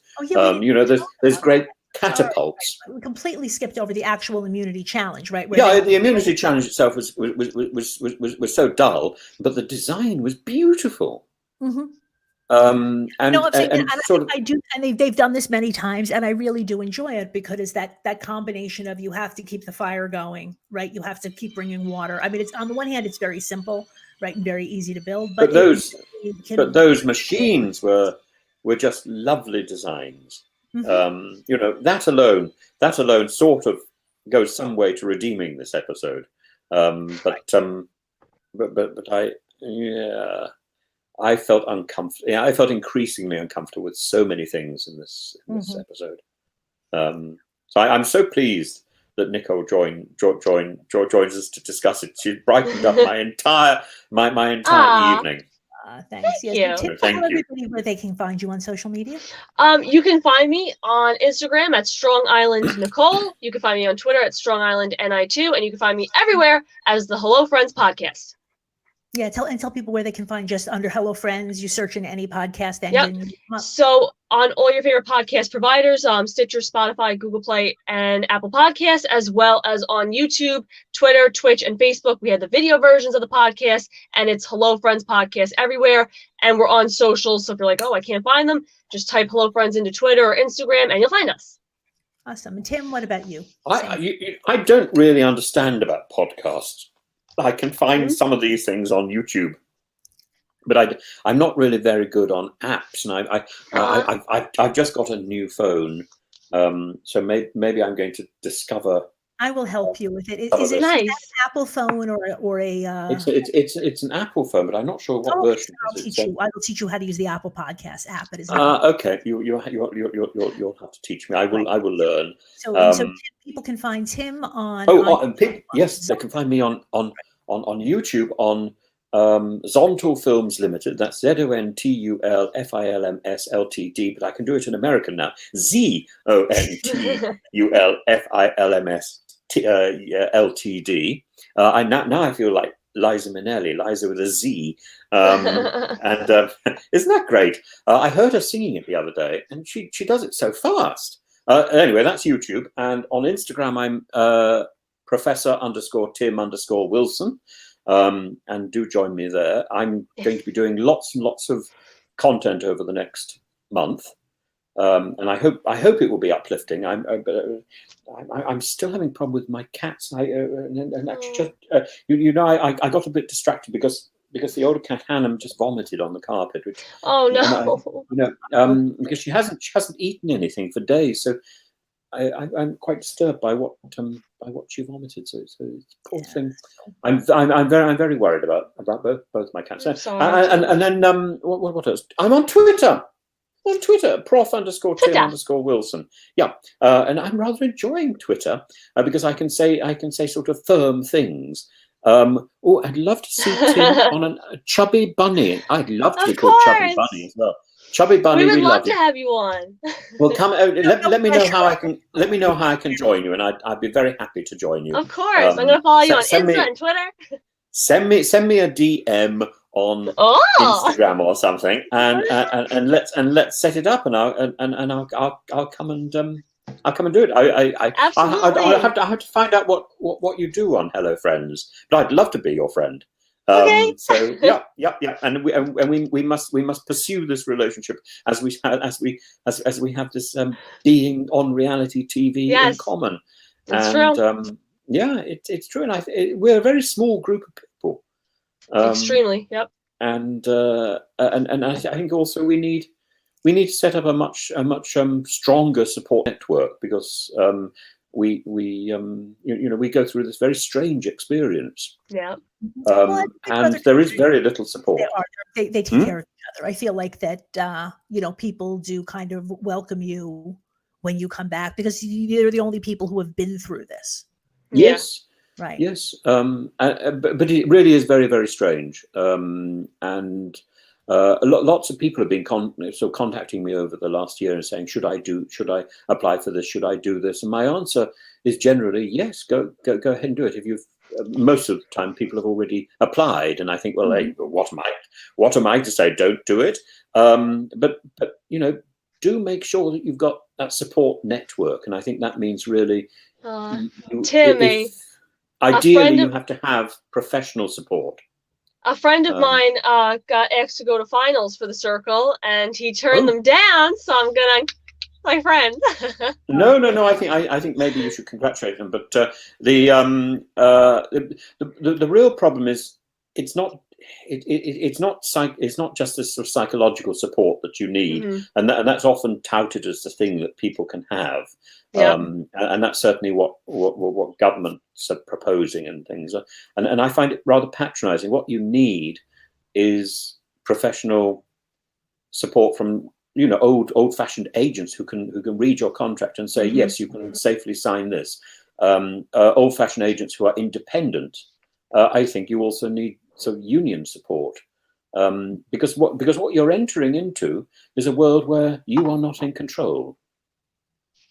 And that worries me terribly. And you're entering into a world where your image is then public property. Yep.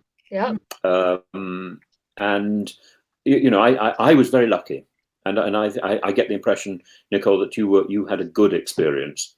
Thank you. But and you also you come across as very comfortable. And confident. But at the same time, there are so many who have not had a good experience, and who feel they perhaps they made a stupid mistake, or perhaps they were maligned, perhaps they were edited out of sequence, perhaps they were made to fit a particular profile, which had sort of been scripted by the producers, over which they can have no control. And there's nowhere to turn when that happens. And we just hear of these disasters and crises all the time.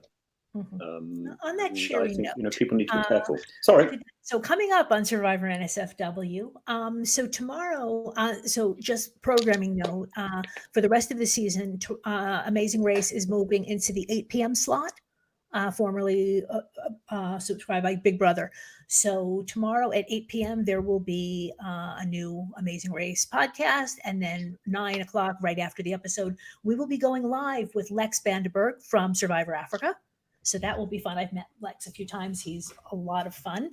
And then also, this is not going to be this week, but very soon we have announced that Survivor NSFW is going to do another version of Rewind, although it's not going to be under the Rewind label, I don't think. We are going to go back and watch season 2 of Australian Survivor, which is one of the best Survivor seasons ever filmed anywhere. Amazing characters, and it's a very different product. The Australian seasons. It's much longer. There are many more episodes. There's some episodes where even nobody goes home. But like you said, casting is 90% of it, and the cast is amazing. And it's a really, really good season. So if you've been missing Survivor, please check out adfreeNSFW.com, and any details of that show will be posted soon. I also told you about if you enjoy our programming, please become a patron. You're just in time if you want to sign up to participate in Secret Rupert. That should be a lot of fun. And next week, unfortunately, once again, I cannot announce the guest. I have a bunch of invitations out, but there's nothing that's Tim looks qualified. I'm looking horrible. You're going to throw Tina at me, aren't you? Next week, Tina is going to get dumped. And then you're going to say, look who we've got as a guest now. It's Tina, who you say you didn't like, Tim.